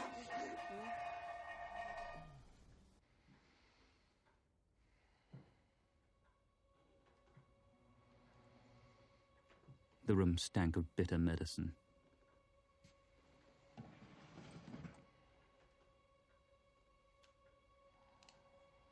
Curiously heavy things, guns.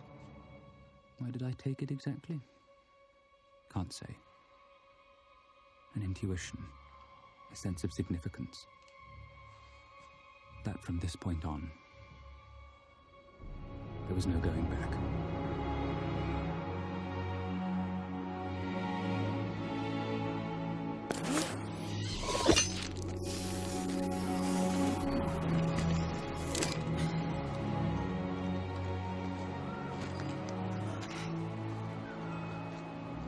Sussing them clouds. We run out of time.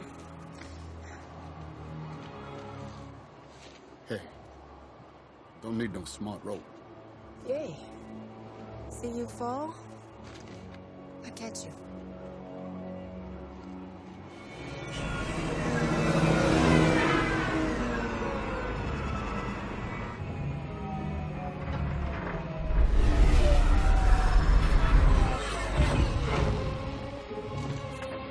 Hands in the air.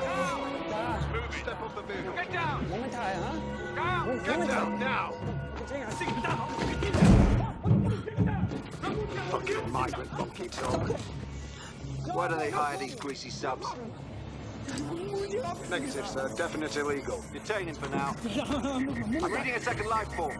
Where? In the truck. Check it out. Yes, sir.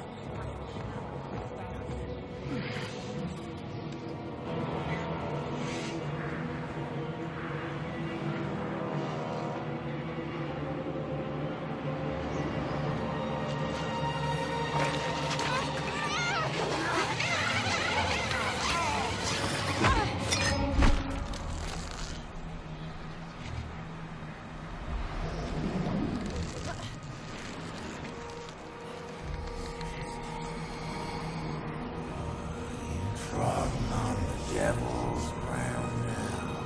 Valley's land.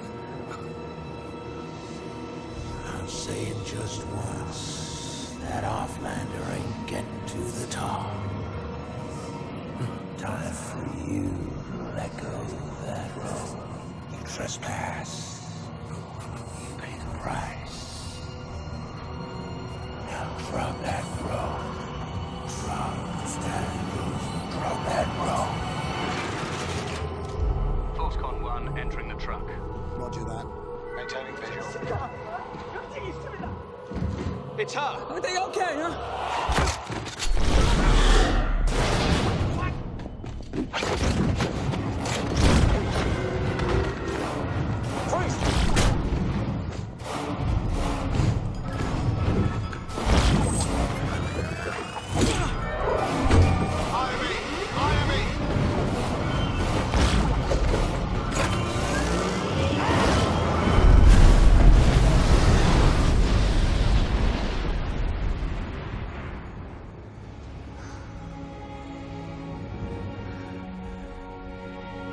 Who are you? Commander Heiju Chang. First science officer of the Union Rebellion. Why are you doing this? Because I believe you have the power to change this world.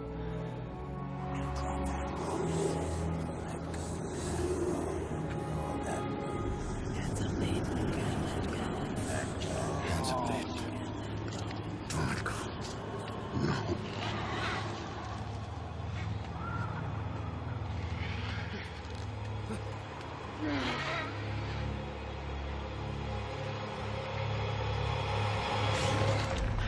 Thank you, Zachary. You're saving me twice, Luna. You fall, I'll catch you.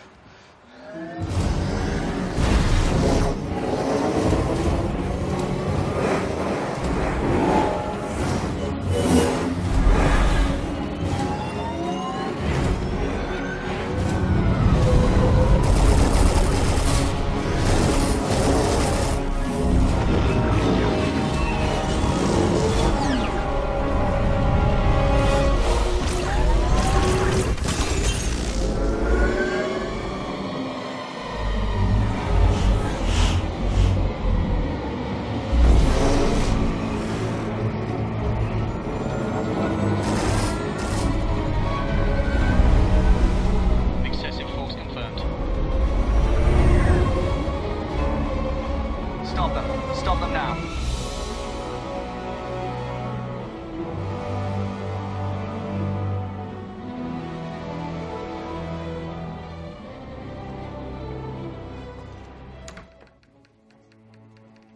What are you doing, boy? I thought I'd made myself clear. Do what you want. I'm leaving. Fine, Frobisher. Go. I'll take this.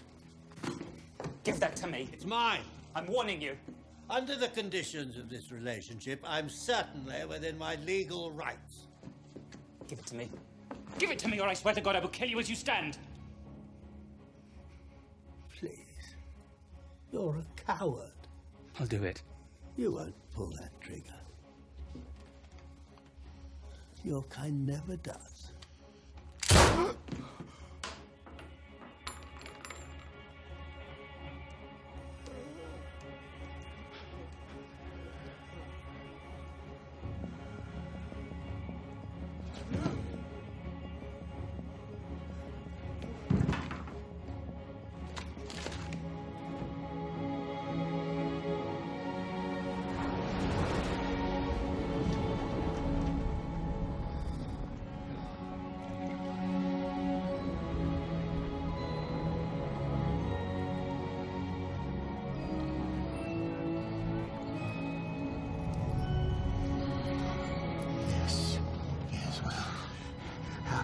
Here's our word. I'm afraid it has taken the best of me. Oh, no. Nonsense. Nonsense. You mustn't give up. You must think of your beautiful wife. You must think of Tilda.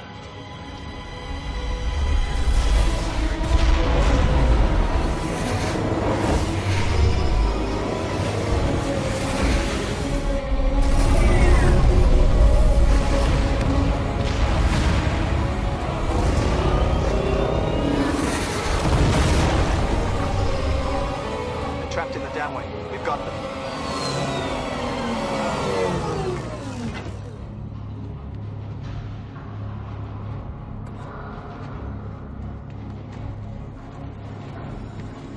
What are you doing?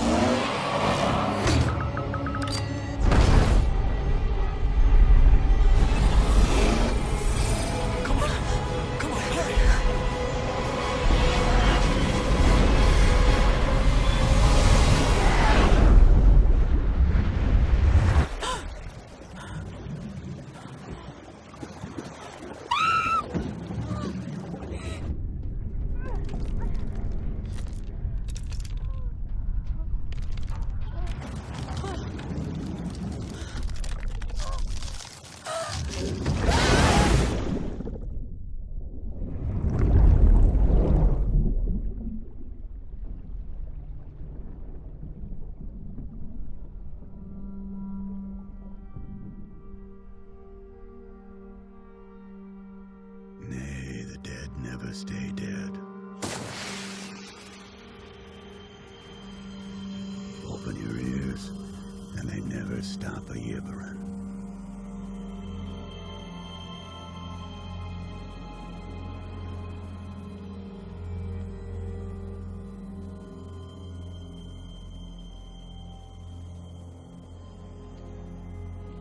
What is this place? Before the fall, Oldens built dwellings beyond the sky, among the stars, and this place joined here with there.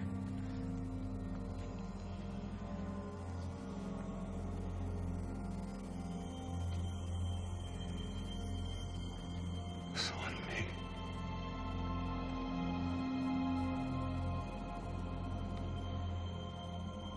Tis she. The Oldens prayed to Son me same as Valley's-man. Nay, not precisely so.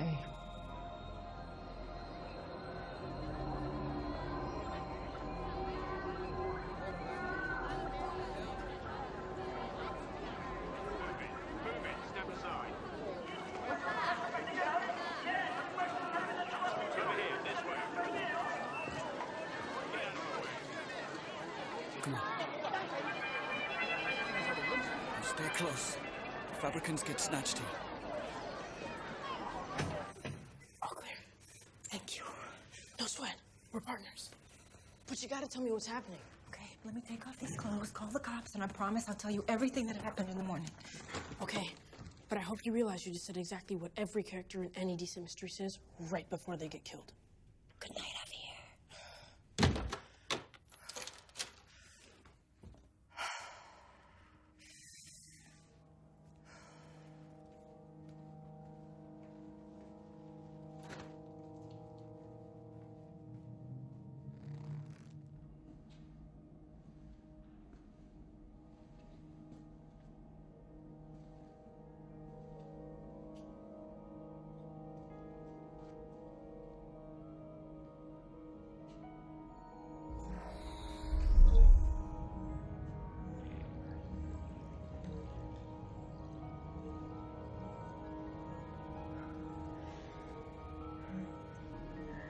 What do you mean down there, God?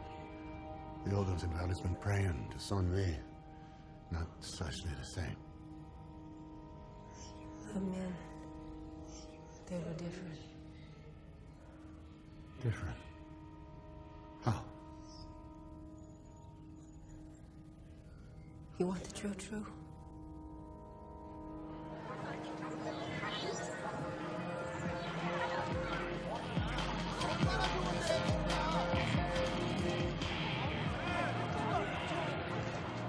Is this where you live? This is where Union was born.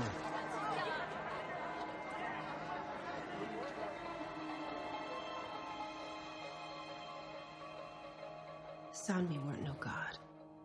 She died hundreds of years ago in a faraway peninsula, dead-landed now.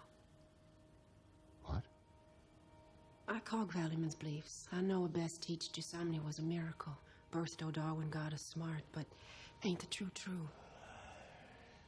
Her life was sad and Judas. She died trying to change the old un's thinking.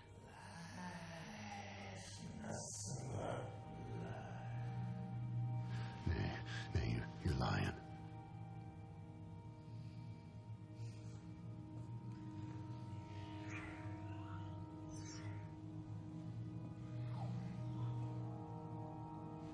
The nature of our immortal lives is in the consequences of our words and Before she died, she spoke of her acts and deedings. Her words, a heart-sake blessing, minding me was the true. How long do you listen to this? How long you just stand there and let a stranger keep fucking your beliefs up and down and in and out? Our lives are not our own. From room to tomb, we are bound to others. Zachary, you're right. Finish your fussing.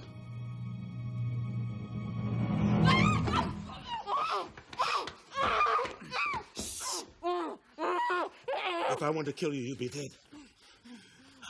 I'm not gonna hurt you. I just want to talk.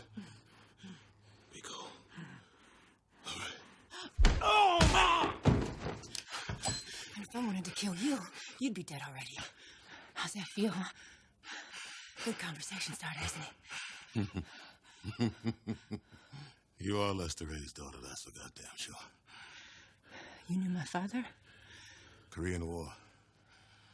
I was in the 2-1. That's me on the end, next to your dad. The mortar landed so close it could have dropped out of my ass. If your father hadn't done what he did, I wouldn't be here.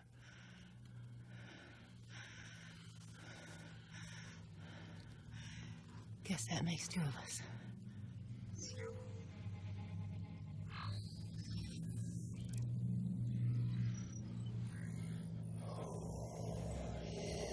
You ain't let go of that rope because you were lusting for that darkly sweet meat. I talk it all now. This whore with her coconut skin and her sly-wise mask, smiling and worming her way so you trust and bring her here.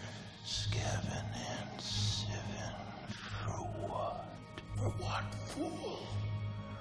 They want the island. Prescience want it all. You Judasing your kin for a piece of ass. She ain't your tribe. She ain't even your color. This Jezebel ignores your yarns and ways, spinning and spouting her woesome lies, and you lap her up like a dog in heat.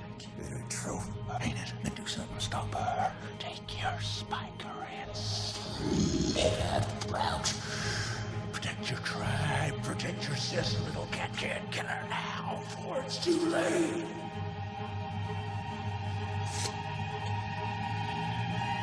They will kill you. You don't know these people like I do. Yeah? Well, if that's all you came to tell me, you're a little bit late. Somebody just forced me off the Swaneki Bridge. This is out of control. Do you know who did it? A contractor calls himself Bill Smoke. And What? he got sacks. Isaac? A bomb on his plane. The press is blaming the PLO. He was a threat. Like Sixsmith. Like you.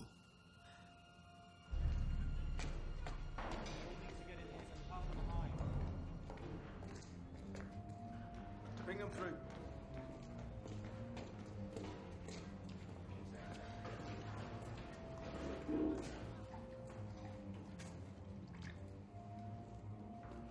Sunmi 451.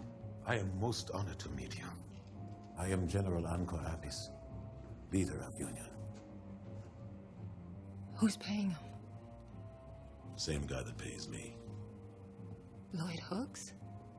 Hughes and Pikes Consulting. I heard of them. They're, lobbyists for oil companies. But why would Big Oil hire Lloyd Hooks to run a nuclear reactor? You got that same look your father used to get. You see it, don't you? Hooks doesn't want the report discovered because he doesn't want the reactor fixed. He wants it to fail. This is about the future of energy in this country. They want the explosion, the chaos and carnage. The more deaths, the better.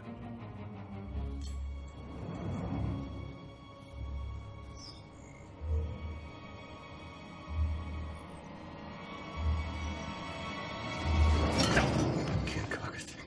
Words and wordings like a wasp nest, broken and rotted by you. You compel bone in my life. You burn them about the true and never tell them the whole truth. I need a cog what you're doing. I told you. I come to send a plea of help. Help why? To steal our land? To kill and slave us all? What do you want?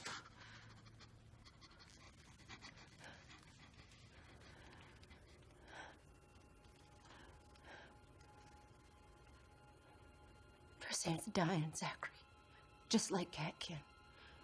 This world poisoned me and all my kin. We get no help, find no home off land away. I say so true, son. We not survive. We not survive.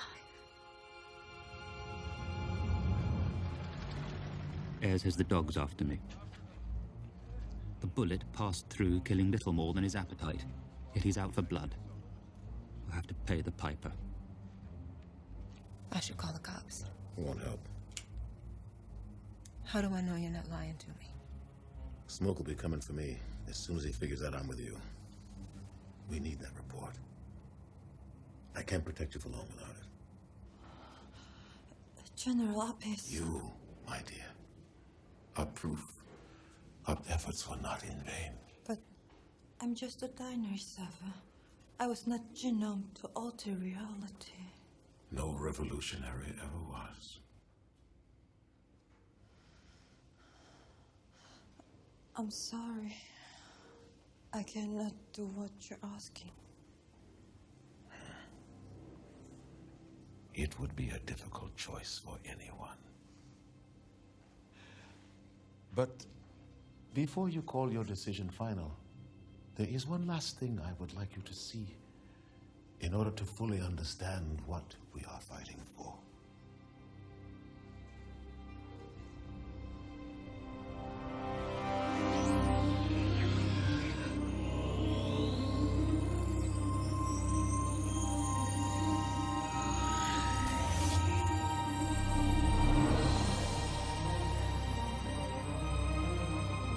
Cross your fingers and toes.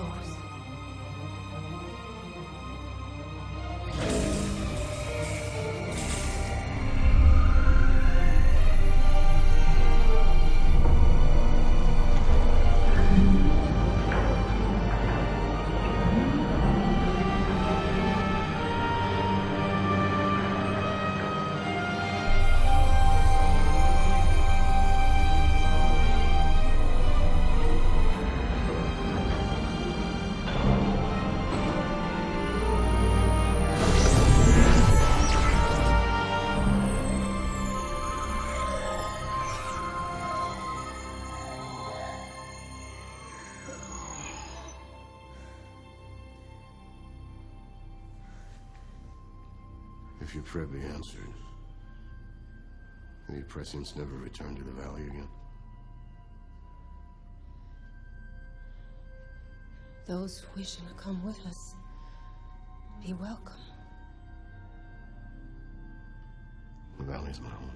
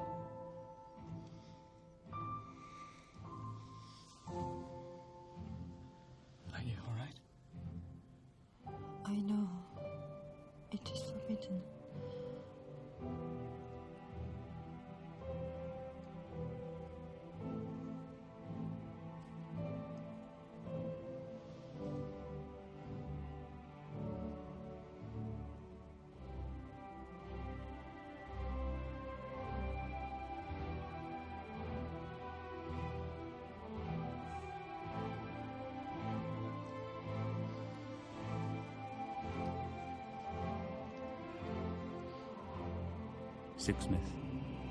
I climb the steps of the Scott Monument every morning, and all becomes clear. Wish I could make you see this brightness. Don't worry. All is well. All is so perfectly, damnably well. I understand now that boundaries between noise and sound are conventions. All boundaries are conventions, waiting to be transcended. One may transcend any convention if only one can first conceive of doing so.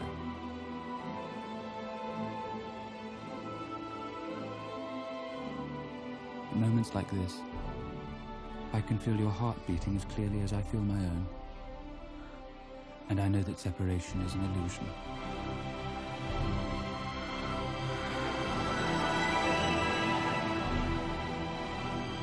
My life extends far beyond the limitations of me.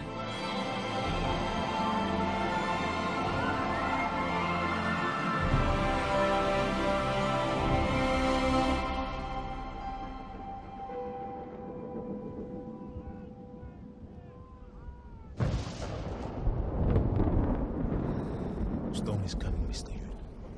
Gotta get you down below. I'm not running a fucking charity. Out with you. On you go. Oh, Mr. Ewing. A word, if I may. Dangerous times, really. Quite a scandal. They say this ruffian Robert Frobisher is a composer. You're a composer too, aren't you, Mr. Ewing? What do you want? The constable asked to search my rooms. I know how hard you're working, so I told them there's no one on the third floor. It costs quite a bit of money to keep an entire floor empty.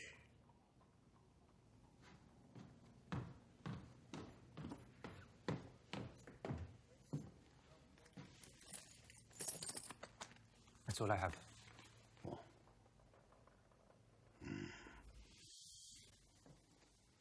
What a beautiful waistcoat. If these letters aren't important, why do you keep reading them? I don't know. Maybe I'm just trying to understand something. What? Why we keep making the same mistakes over and over. Maybe you should ask Megan. What? Do you know a Megan? That's his niece. How do you know that? Looks like he mailed something to her. Probably used the envelope he was keeping the letters in. Come on, Louisa. First rule of mystery writing. A good clue always leads to another clue. When the ghastly ordeal of Timothy Cavendish is turned into a film, I'm thinking for the role of the hero, one part Sir Laurence Olivier, with a dash of Michael Caine. Who the hell is this? Dr. Conway, Aurora House. I'm covering for Dr. Up. Oh, is this about Mother? Yes, it is, Mr. Hotchkiss. I'm afraid you must steel yourself. I don't think she's going to last the night. Unfortunately, it isn't a convenient time for us. Do we really need to come right now? No, of course not. But she did ask for you specifically, and she seems quite upset about her last will. I'll be right there.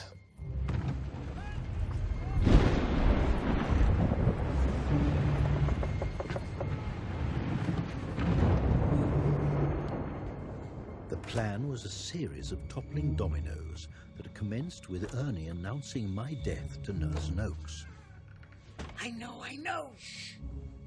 The entire ambush hinged upon the silence of Mr. Meeks. I know.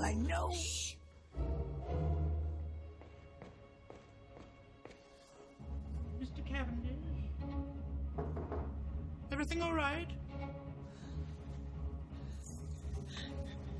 Don't leave me here.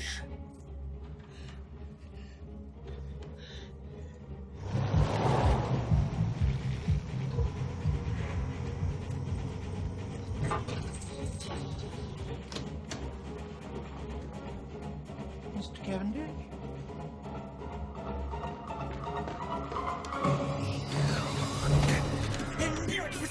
Speak to him! You cankerous witch!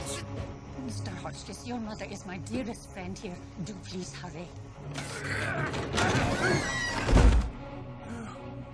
And so, adieu, which translated literally from the French means to commend before God.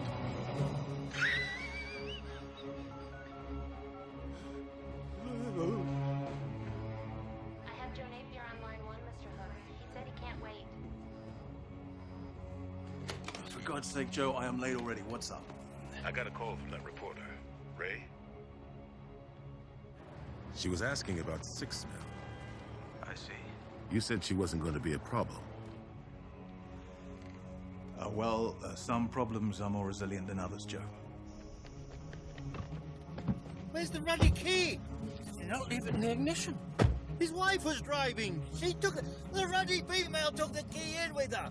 Oh, sweet St. Ruddy Jude, what do we do now? Look, under the sofa. Yes!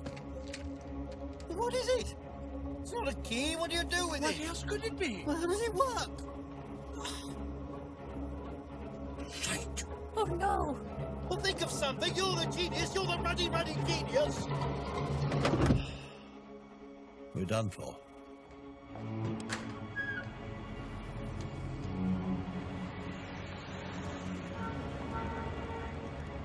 Oh boy. I can't even believe I agreed to do this. Is this thing working? I mean, is it even on? Can you hear me? Just keep walking.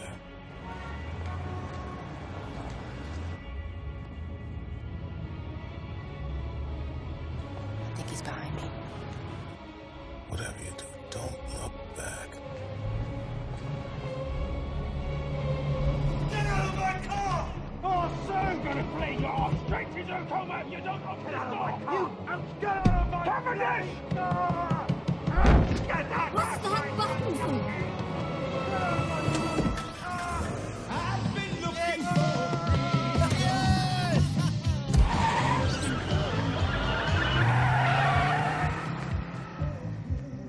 Oh, no. It's Mr. Meeks. He does want to come. Oh, Bloody hell. All for one and one for all?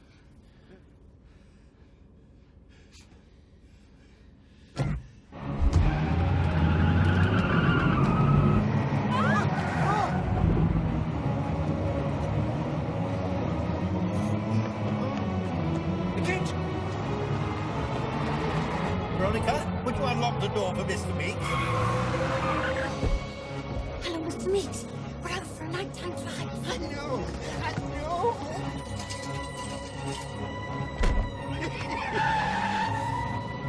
Running speed. Oh, finally. Oh, no. Put to the floor, Cavendish. Here we go.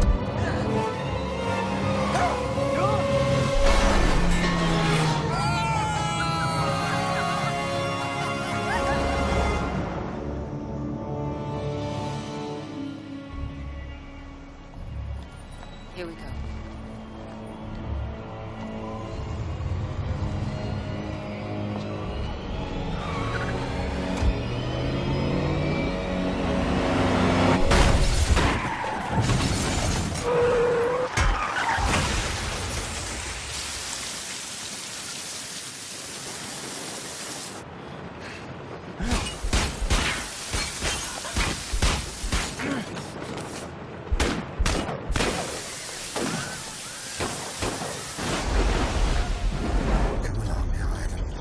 Handsomely does it.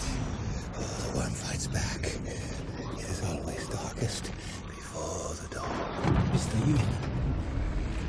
Mr. Ewing is at a critical juncture of his treatment. The next few hours will determine if he lives or dies. Can I stay here? No, you can't. I must. Mr. Ewing saved my life. In my duty. Listen to me, you ignorant ape. Mr. Ewing doesn't want you around him. You probably infected him to begin with. He begged me, and I quote, "Keep that dirty nigger away from me." So please, kindly, respect his wishes.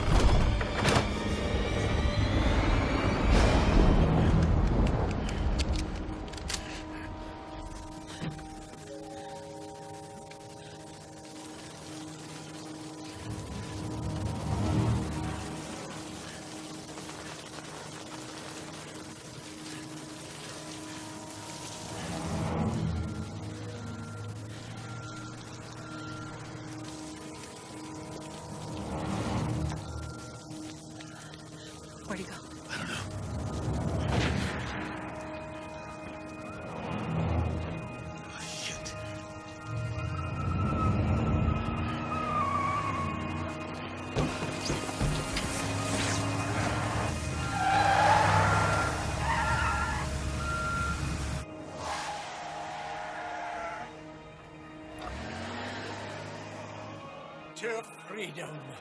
Freedom.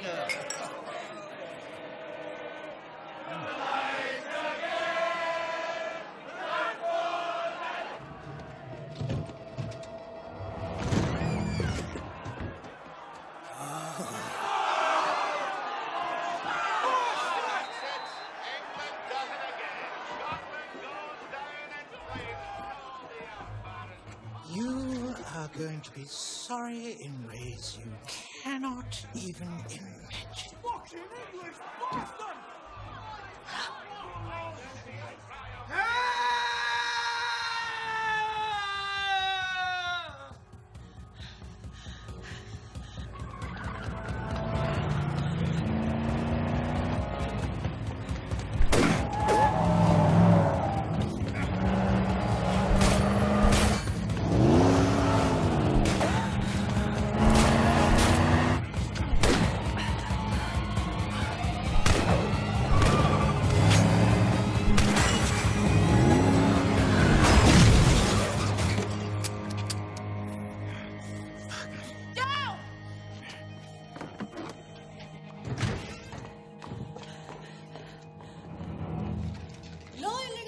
Look, I'm not an inspector.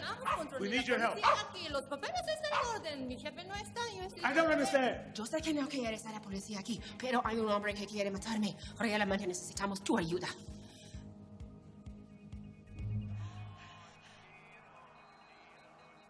Are there no true Scotsmen in the house?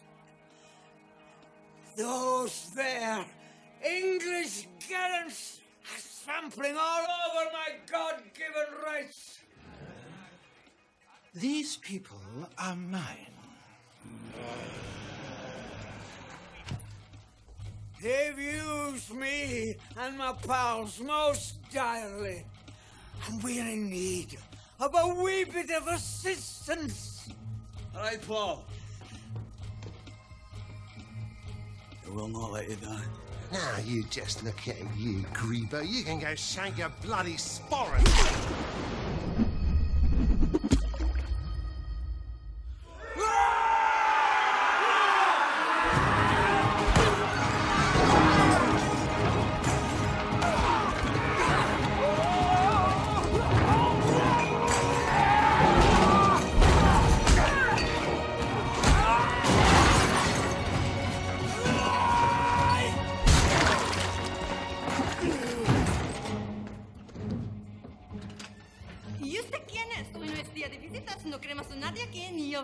Okay, two people came in here. Which way did they go? We teach workers school. Los tratamos muy bien.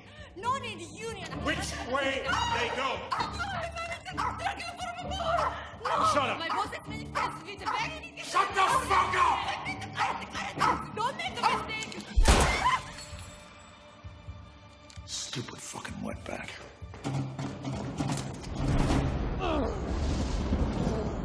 What has happened? How shall I comprehend when you drew and trembled so? Well, let me hazard a guess. I'll think you're the key of Henry. How can you do this to me? I thought we were friends. Unfortunately, wrong. Wrong. Like Horrocks, your silly father-in-law. There is only one rule that binds all people. One governing principle that defines every relationship on God's green earth. The weak are meat, and the strong do eat.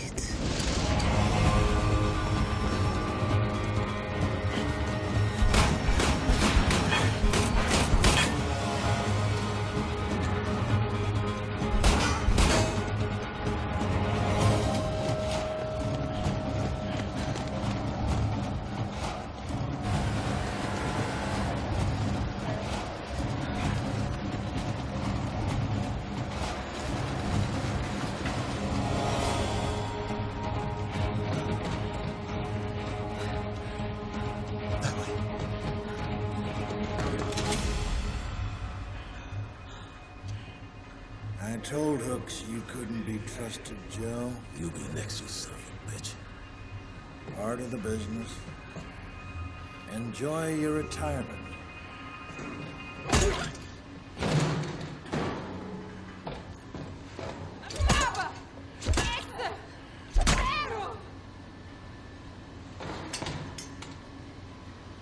Don't call me a fucking wetback.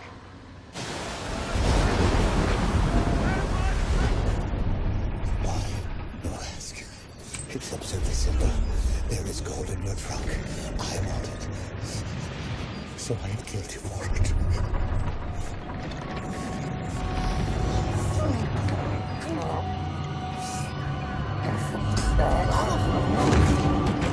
Get away from me, Sterio, or I kill you. Sterio, got to flush you. Come on, Sterio.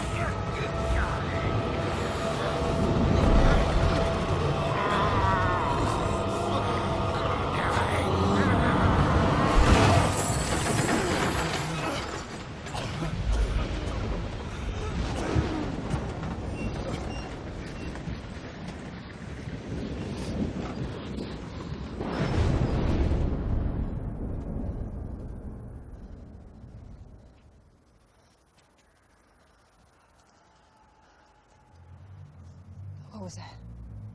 Kona, war cry. Zachary!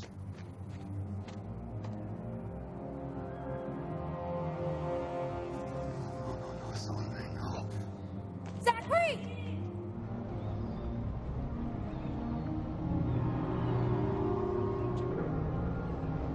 This is what the general wanted me to see.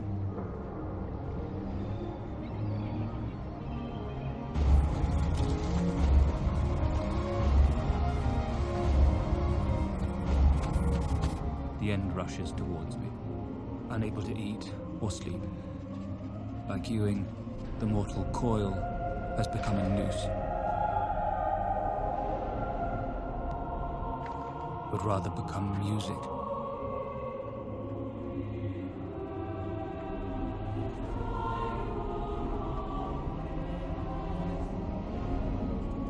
They believe they are going to exaltation, but they are not, are they?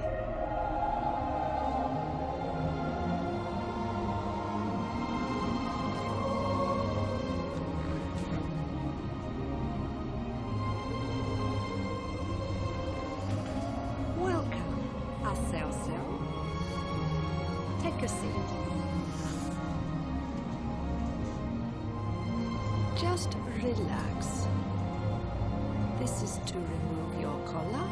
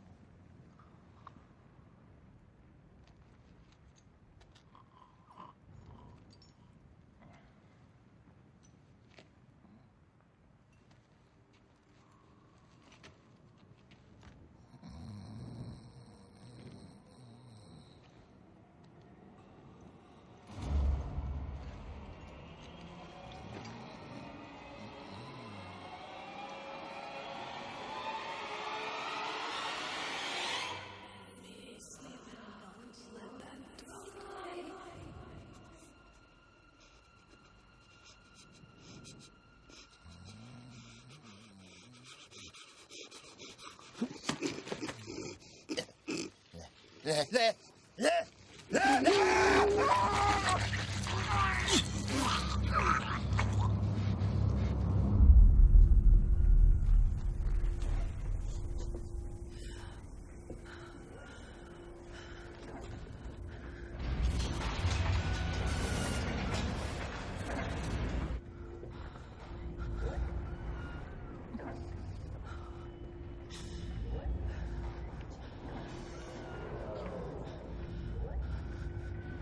genomics industry demands a huge quantity of biomatter for wound tanks, but more importantly to sustain the engineered labor force.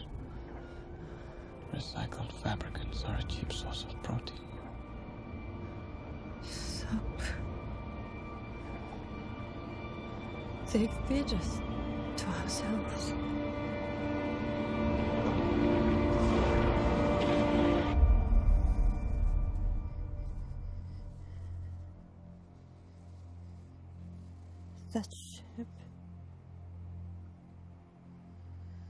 That ship must be destroyed. Yes. The systems that built them must be torn down. Yes. No matter if you're born in a tank or a womb, we are all pure blood. Yes. We must all fight. And if necessary, die to teach people the truth.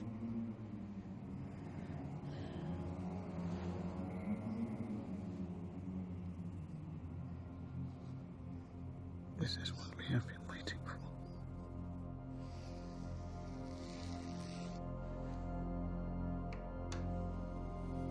It's done.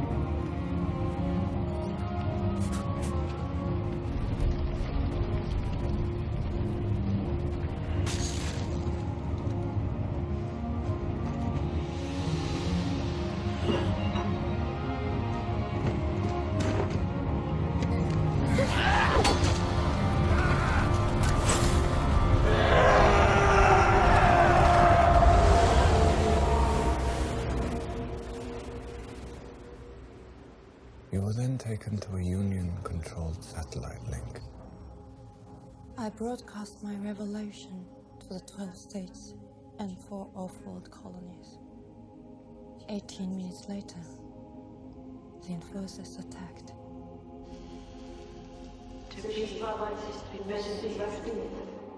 And so to know thyself is only possible through the eyes of the other. The nature of our immortal lives is in the consequences of our words and deeds that go on apportioning themselves throughout all time.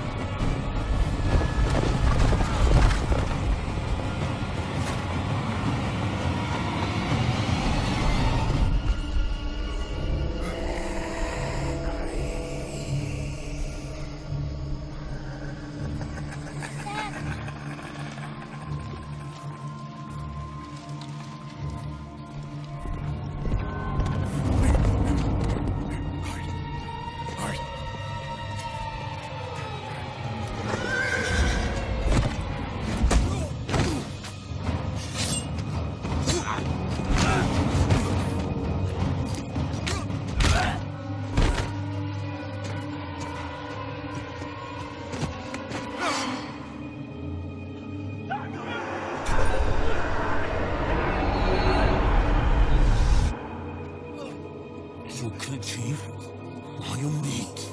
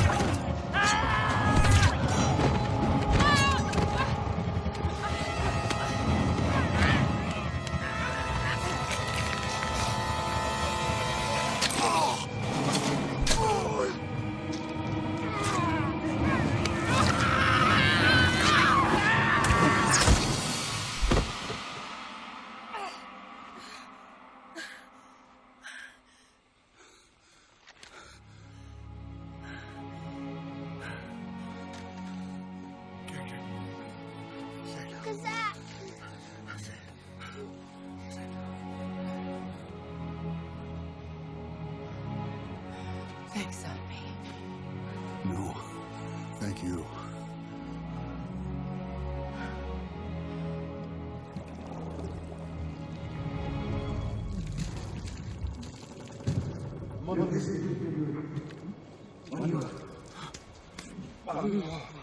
Salt, clean out your stomach.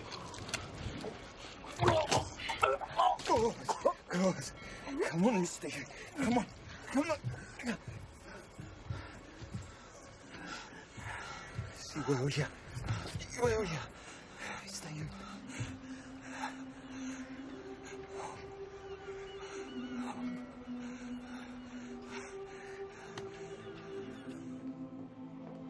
Megan Sixsmith?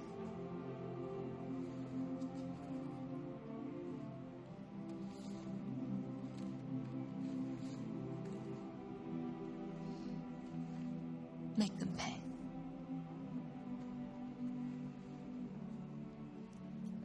You can count on it.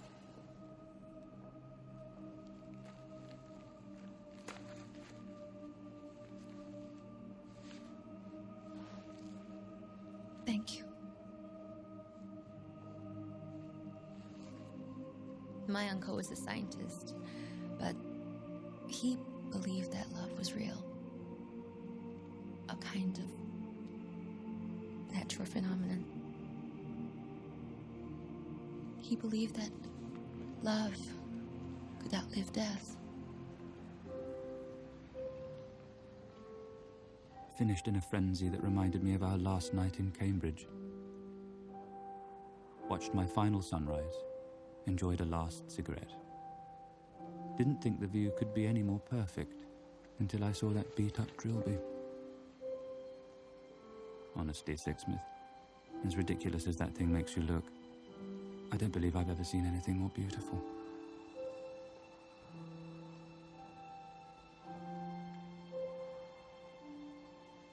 Watched you for as long as I dared. I don't believe it was a fluke that I saw you first. Okay. Thank you.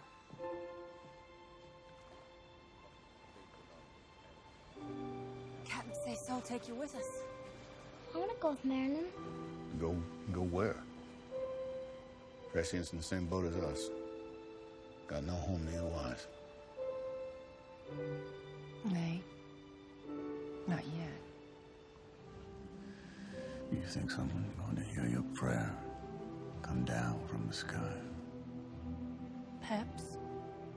Perhaps one day. One day and but a flea hole. Yea, and fleas ain't so easy to rid.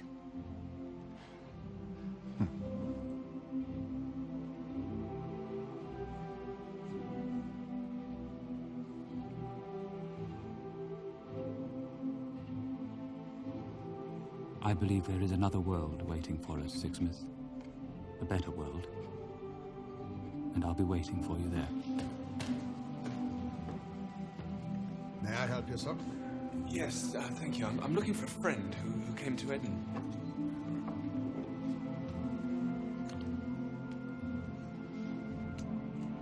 I believe we do not stay dead long. Find me beneath the Corsican stars where we first kissed. Yours eternally, R.F.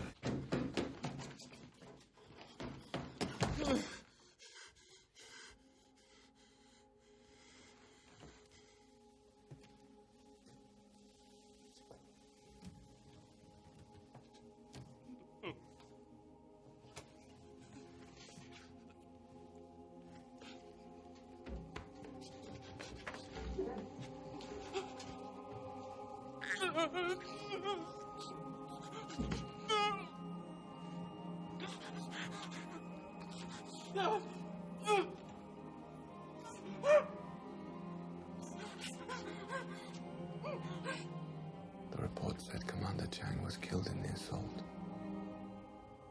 That is correct. Would you say that you loved him? Yes, I do.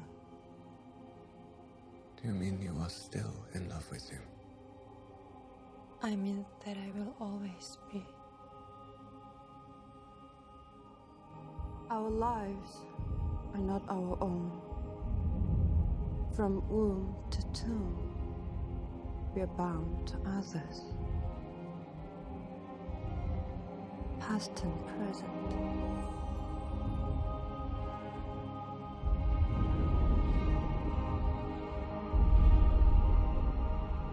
And by each crime and every kindness, we birth our future.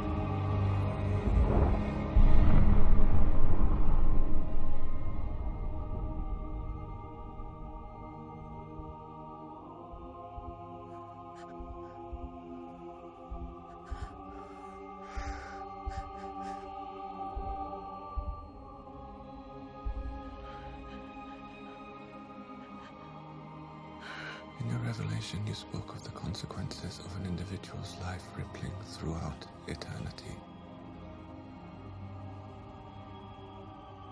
Does this mean that you believe in an afterlife? In a heaven or a hell?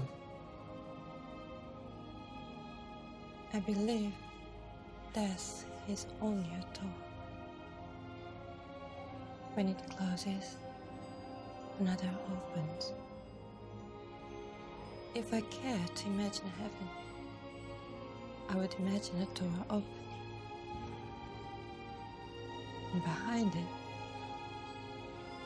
I would find him there, waiting for me.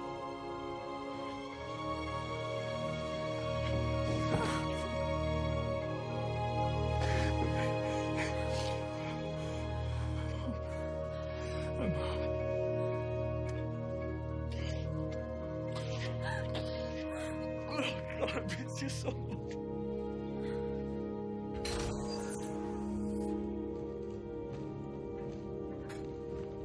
Thank you, sir. If I may ask one last question. You had to know this union scheme was doomed to fail. Yes, Then why did you agree to it? this is what General Apis asked of me. What, to be executed? If I had remained invisible, the truth would stay hidden. I couldn't allow that. And what if no one believes this truth? Someone already does.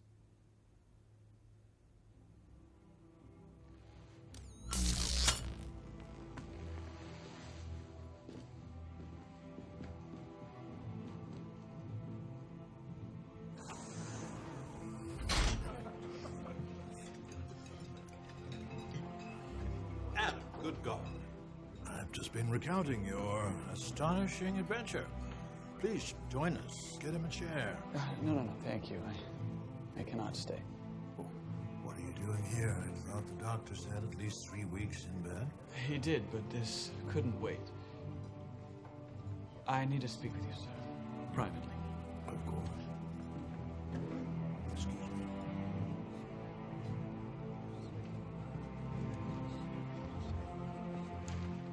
Is that the contract from Reverend Horrocks? It is indeed. Well, you know, I could have sent a boy.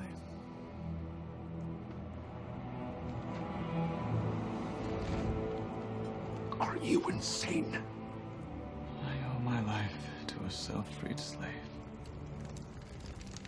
And I cannot, in good conscience, participate in this kind of business any longer. This would make such a good book. I'll drink to that.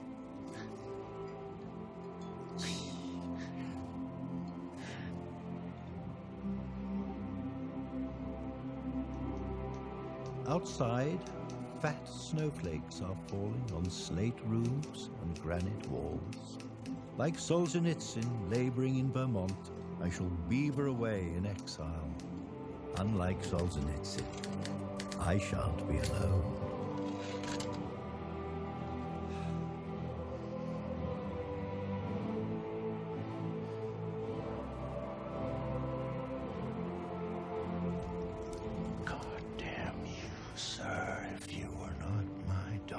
Husband. Hello, Father.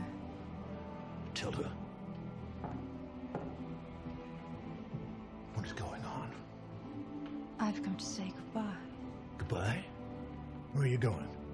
We're moving back east to work with the abolitionists. What? That poison has rotted your brain? Oh, if it has, I highly recommend it. I've not felt this good in years. Tilda, I forbid you from going anywhere with this madman. I've been afraid of you my whole life, Father. I'm going with my husband.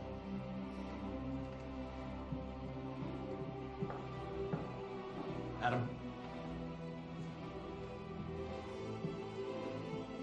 Listen to me.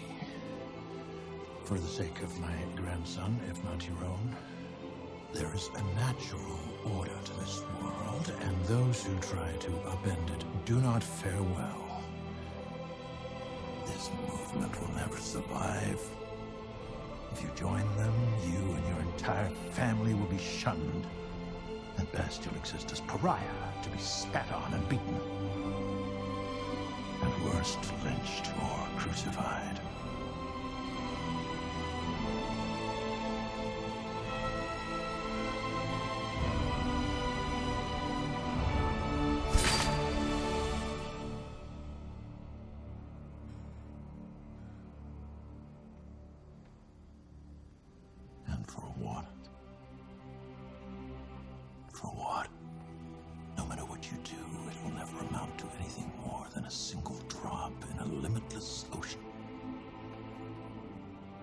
An ocean, but a multitude of drops.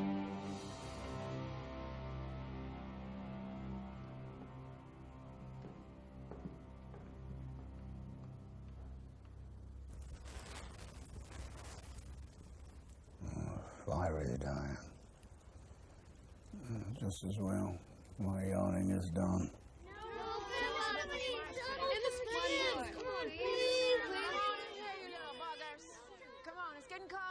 No, you heard your Grammy. Come on, get on with you. Come on. Huh? All right.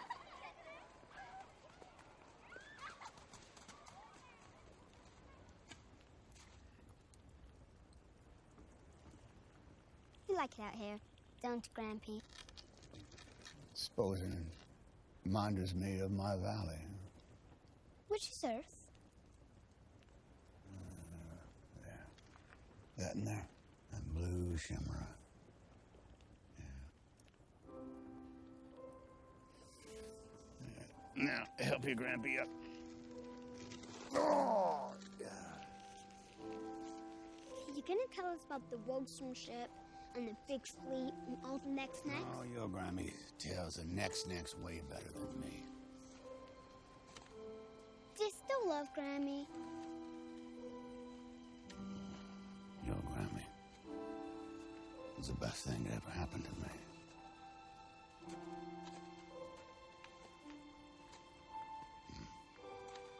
Come on here, Grampy.